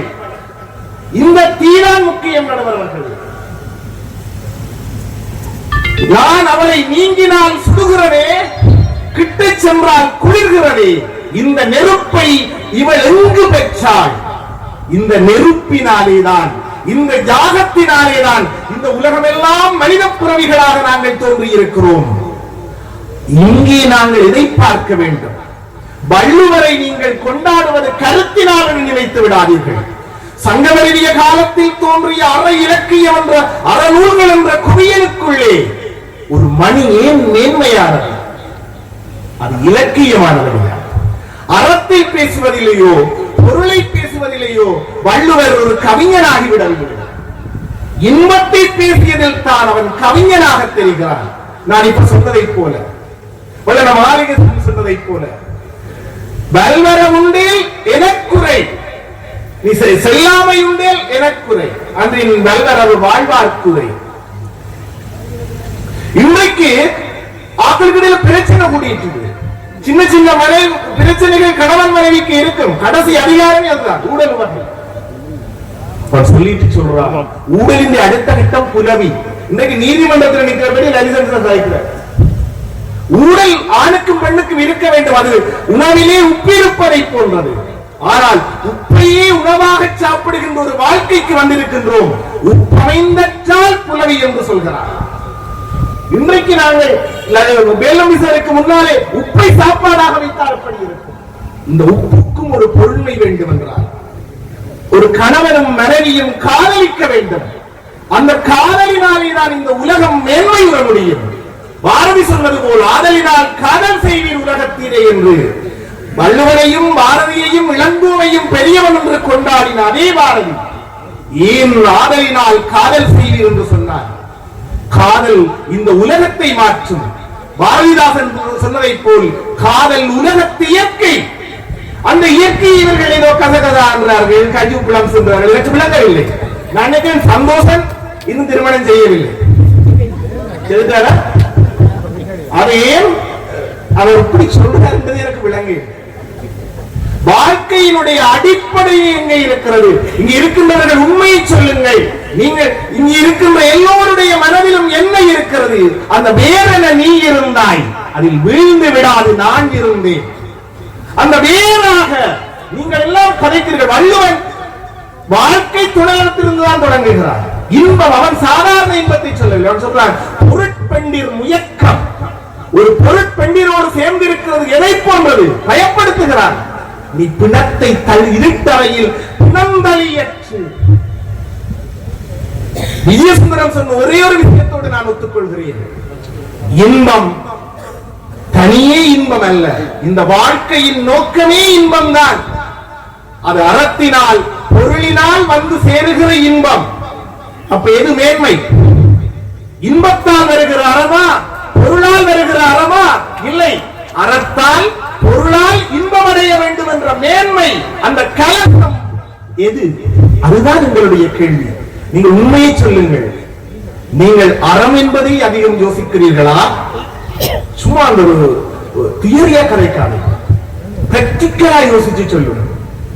எங்களுடைய வாழ்க்கையில் நாங்கள் சேர்ந்து இருக்கிற ஒரு வாழ்க்கையை தானே கனவு காண்கிறோம். அந்த கனவினால் தான் இன்றைக்கெல்லாம் காட்சி நடந்திருக்கிறது. இப்படியெல்லாம் உலகம் மாறுகிறது, சிந்திக்கிறது, உலகம் மாறிக்கொண்டே இருக்கிறது. அந்த மாற்றங்களுக்கு எல்லாம் என்ன காரணம்? இல்வாழ்வான் என்பான் இயல்புடைய மூவர்க்கும் நல்லாற்றி நின்ற துணை. ஒன்றை சொல்லி முடிக்கிறேன். தனியே இன்பத்துப்பாலில் தனியே இன்பத்தை மட்டும் சொல்லவில்லை. ஒரு பெண்ணினுடைய இன்பத்தை சொல்லும் போது சொல்கிறான், அறிதொரும் அறிதொரும் அறியாமை கண்டற்றால் செறிதொரும் செய்யலை மாட்டு. இன்றைக்கு சொல்லிட்டு சொன்னார்கள், ஒருவருக்கு ஒருத்தி ஆண்டு கேட்டார்கள், 1 2 3 இருக்கு என்று சொல்கிறார்கள். ஐயா, உங்களை பற்றியதை இந்த சபையில பேசாதீர்கள்.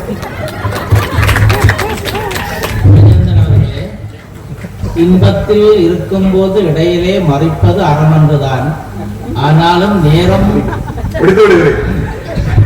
ஏனென்றால் இன்பம் என்பது ஒரு முடிவிலி. இன்பம் என்பது ஒரு முடிவிலி என்றால் எல்லோருக்கும் இன்பம் விருப்பமாக இருக்கும். உலகம் முடிக்க விருப்பம் இல்லை என்றால் நான் முடிக்கின்றேன். நான் சொன்ன விஷயம் என்னென்றால், அறிதொரும் அறிதொரும் அறியாமை கண்டற்றார். ஒரு பெண்ணிடமே இன்பத்தை அறிய அறிய இன்னும் கிடக்கிறது என்று ஒரு ஆணை யோசிக்க சொல்கிறான் வள்ளுவன். இந்த வாழ்க்கையின் ரகசியம் புதிரை வள்ளுவன் அவிழ்த்து எங்களுக்கு அவலாக தருகிறான். அதனால் தான் வாழ்க்கையை பேசுவது, துறவை பேசுவதல்ல. இல்லறத்தையா துறவரத்தையா அதிகம் பேசினான்.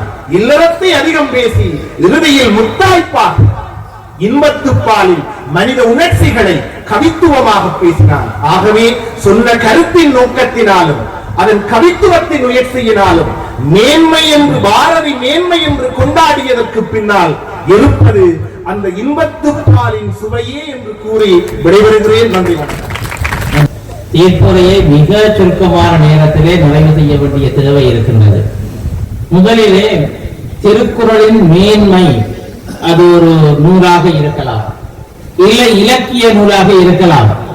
எப்படி இருந்தாலும் அது மேன்மை என்பது எதை வைத்து நாங்கள் மதிப்பிடுவது என்பது முக்கியமான ஒரு விடயம். அது ஒரு இலக்கியம் மேன்மை பெறுகிறது என்று சொன்னால் காலம் காலமாக எங்களோடு கூட பயணிக்கின்ற பொழுது அந்த இலக்கியத்திலே ஒரு மேன்மை இருக்கிறது என்று சொல்லலாம். இது வெளிப்படையானது. ஆனால் அகவய ரீதியாக நூலுக்குள்ளே சென்று தேடினால் அதிலே இருக்கின்ற பொருள் அறமாக இருக்கலாம், பொருளாக இருக்கலாம், இல்லை நீங்கள் சொல்வது போல கட்டுப்பாடு இல்லாத இன்பமாக இருக்கலாம். ஆனால் அவை யாவும் எங்களுடைய வாழ்க்கையை வளமாக செழிப்பாக எதிர்கால சந்ததியினருக்கு ஒப்புவிக்கக்கூடிய வகையில் வாழ்வதற்கு உதவுகின்ற பொழுதுதான் அது மேன்மை என்று நாங்கள் எடுத்துக்கொள்ள முடியும். அதனாலேதான் திருக்குறள் இன்று வரை வாழ்ந்து கொண்டிருக்கிறது. இன்று வரை தேடுகிறார்கள், தேடல் இன்னமும் முடியவில்லை. ஆக இந்த 3 முப்பால், அறத்துப்பால், பொருட்பால், இன்பத்துப்பால், காமத்துப்பால் என்ற 3ஐயும் பார்க்கின்ற பொழுது ஒவ்வொருவரும் தங்களுடைய வாதங்களை வைத்து சொன்னார்கள். இவர்கள் சொன்னார்கள் அத்திவாரம் அதுதான் பெரியது, இவர்கள் சொன்னார்கள் பொருள் நிறைய இருக்கிறது அதுதான் பெரியது, கடைசியில வந்தவர்கள் சொன்னார்கள் அது கடுகு சிறிதாக இருந்தாலும் காரம் பெரிது என்பது. இங்கே இது அளவுக்கு அதிகமாக இருக்கிறது என்பதை வைத்துக் கொண்டு நாங்கள் முடிவுக்கு வந்துவிட முடியாது. இல்லை குறைவாக இருப்பது என்பதை மட்டும் வைத்துக் கொண்டு வர முடியாது.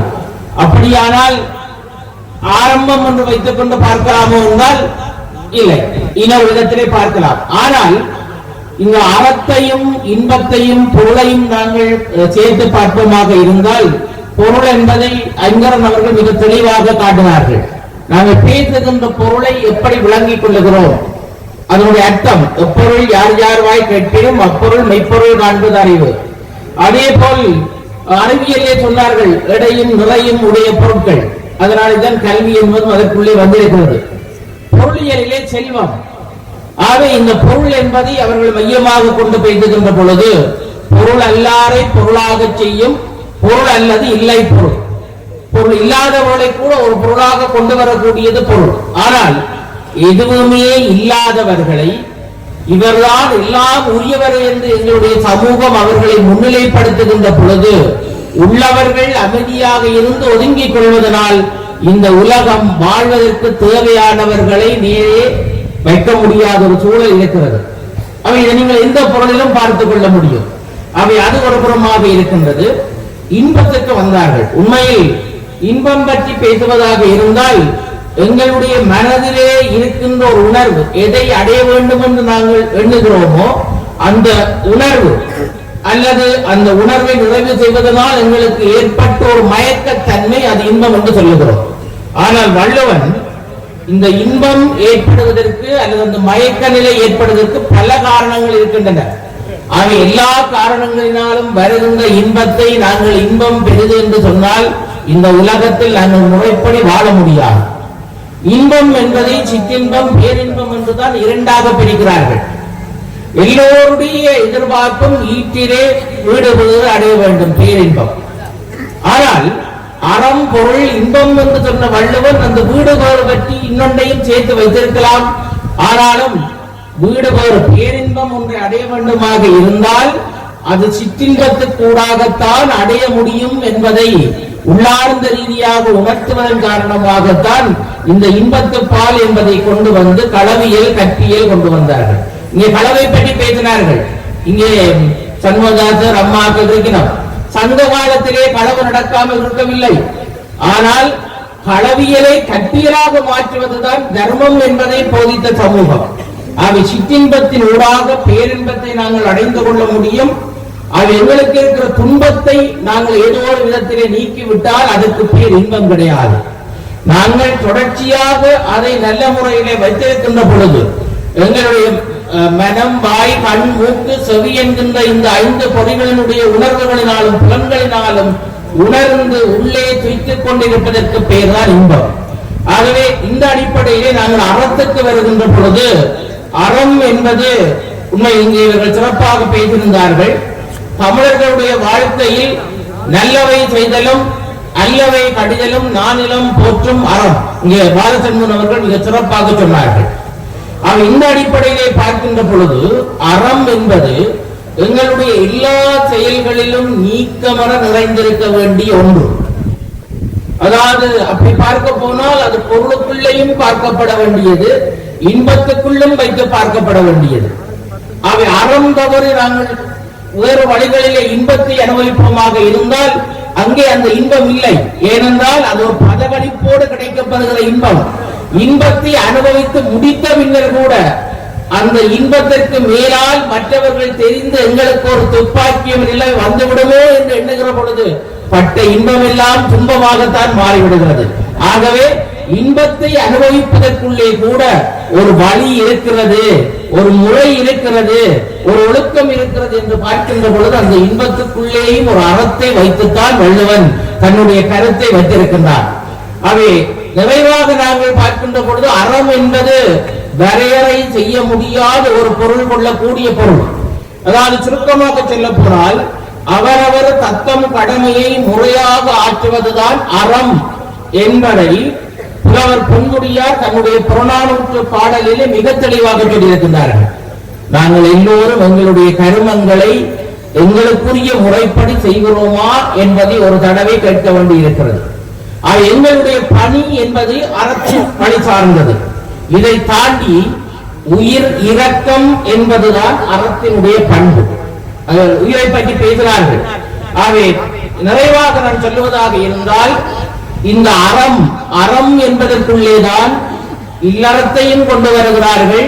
இவர்கள் பேசிய இல்லறத்தையும் கொண்டு வருகிறார்கள், துறவரத்தையும் கொண்டு வருகிறார்கள். இல்லறத்துக்குள்ளேதான் நீங்கள் இன்பத்தை இணைத்து பேசினீர்கள். இல்லறம் இல்லாமல் நல்ல ஒரு இன்பத்தை அனுபவிக்க முடியாது. அந்த இன்பத்தை அனுபவித்து நாங்கள் பயன்பெற வேண்டுமாக இருந்தால் எங்களுக்கு அவ்வப்போது பொருளீட்டம் கிடைக்க வேண்டும். ஆனால் அந்த பொருள் எப்படி கிடைக்க வேண்டும் என்று பார்ப்பதற்கு அறத்தின் வழி தவறி ஈட்டப்படுகின்ற பொருளினால் எந்த விதமான பயனையும் அடைய முடியாது என்பதை இன்றைய நீதியரசர் பேசியிருக்கிறார். ஆகவே நான் நிறைவாக சொல்லுகின்ற பொழுது மனம், மொழி, செயல் என்ற 3 எங்களால் செய்யக்கூடிய விடயங்கள் தான் நல்ல அறத்துக்கு உரியவை. மனத்திற்கண் மாத்திரன் நாதல் அனைத்து ஆகுல வீரப்புற என்று சொல்லுகிறார்கள். அவை காதல் அறம் பற்றி சொன்னார்கள். காதலிலே அறம் இருக்கிறது. அதாவது இல்லறம், துறவரம், காதலறம், போரறம், அரசியல் அறம், இப்படி அறத்தை பிரிக்கிறார்கள். அப்படியாக இருந்தால் காதலறம் இன்பத்துக்குள்ளே வந்து விளையாடுகிறது, அரசியலறம் பொருளுக்குள்ளே வந்து சேர்ந்து விடுகிறது, ஆக நிறைவாக வள்ளுவன் எதை வலியுறுத்தி இருக்கிறார் என்றால், நீங்கள் பொருளீட்டலாக இருந்தாலும் சரி, இன்பத்தை துய்ப்பதாக இருந்தாலும் சரி, அதற்குள்ளே ஒரு அறம் இருக்கிறது என்பதை அவன் தன்னுடைய மனதிலே முன்வைத்திருக்கின்றான். இதனைத்தான் சிறப்புடைய மரபில் பொருளும் இன்பமும் அறத்து வழிபடும் தோற்றலும் போல என்று புறநானூறு, அன்னைக்கு கோவலானாருடைய புறநானூற்று அடிப்பாடல் சொல்லுகின்றது. ஆக அறம் என்பது தவறுகின்ற பொழுது நாங்கள் நல்ல பொருளை ஈட்ட முடியாது, அதனால் நல்ல இன்பத்தை பெற்றுக் கொள்ள முடியாது. நாவலருடைய வழியிலிருந்து ஆறு திருமுருகன் ஐயா அவர்கள் இந்த அறத்து பணியை செய்கின்ற இந்த நேரத்திலே என்னுடைய தீர்ப்புக்கு நாவலர் தான் வழி கொடுத்திருக்கிறார். அவர் தன்னுடைய செல்வம் என்ற கட்டுரையிலே நல்ல வழியினால் பொருளை ஈட்டி அதை மற்றவர்களுக்கு கொடுப்பதனால் கொடுத்தலகத்தை பேணி உன்னுடைய எதிர்கால தேவைக்காக ஒரு பகுதியை வைப்பிலே வைத்துக் கொண்டு தான தர்மங்களை செய்து கொள் என்று சொல்லுகிறார். ஆகவே கொடுப்பதும் தான தர்மம் செய்வதும் மட்டும்தான் அறம் என்று அவர் சொல்லவில்லை. பொருளீட்டலிலே நல்ல வழியினூடாக பெற்றுக் கொள்ள வேண்டும், அதை மற்றவர்களுக்கு உயிர்ப்பை கொடுக்கக்கூடிய வகையிலே கொடுத்து உதவ வேண்டும் என்று சொல்லுகின்ற பொழுது இந்த 5 வகையான அறங்களும் அவருடைய அறத்துக்குள்ளே வந்து விழுந்து விடுகின்றன. அவை சங்ககால புலவன் சொல்லுகின்ற பொழுது வரிசைக்கு இறங்கும் கருத்தில் வாழ்க்கை, அதிகார பொருத்தம், பொருட்பொருத்தம், இந்த வரிசைக்கு இறங்கும் கருத்தில் வாழ்க்கை என்ற சங்கப்புலவர்களுடைய வாழ்க்கையை பார்க்கின்ற பொழுது எண்ணிக்கையில் அதிகமாக இருப்பதனால் மேன்மை என்று சொல்ல முடியாது. கடுக சிறிதாக இருந்தாலும் அதன் நிலை பெரிது என்பதனால் சொல்ல முடியாது. அத்திவாரம் என்பதை தாண்டி அதை முதலிலே வைத்தவன் ஒரு காரணம் கருதித்தான் வைத்திருக்கின்றார். அதை வள்ளுவர் ஒவ்வொரு அதிகாரத்துக்கு பின்னர் அடுத்த அதிகாரத்தை வைக்கின்ற பொழுதும் ஒரு பொருத்தப்பாட்டை வைத்துத்தான் வைத்திருக்கின்றான். அதனால் அறம்தான் இல்லறத்துக்கும் உதவியாக இருக்கிறது, இன்பத்துக்கும் உதவியாக இருக்கிறது என்ற காரணத்தினால் நாம் எங்களுடைய கடமைகளை செய்வதற்கு உணர்த்துகின்றது. அந்த அறத்தை என்றைக்கும் எங்களுடைய வாழ்க்கையின் எந்த கோணத்திலும் தவறாமல் கைக்கொள்ளுவதாக இருந்தால் வாழ்க்கையில் எல்லா பொருளும் கிடைக்கும், இன்பமாக வாழ முடியும் என்ற காரணத்தினால் திருக்குறளின் மேன்மை பெரிதும் புலப்படுவது அறத்திலேதான் என நிறைவாக தீர்ப்பினை சொல்லி நல்ல வாய்ப்புக்கு நன்றி தெரிவித்து விடைபெறுகின்றேன். நன்றி.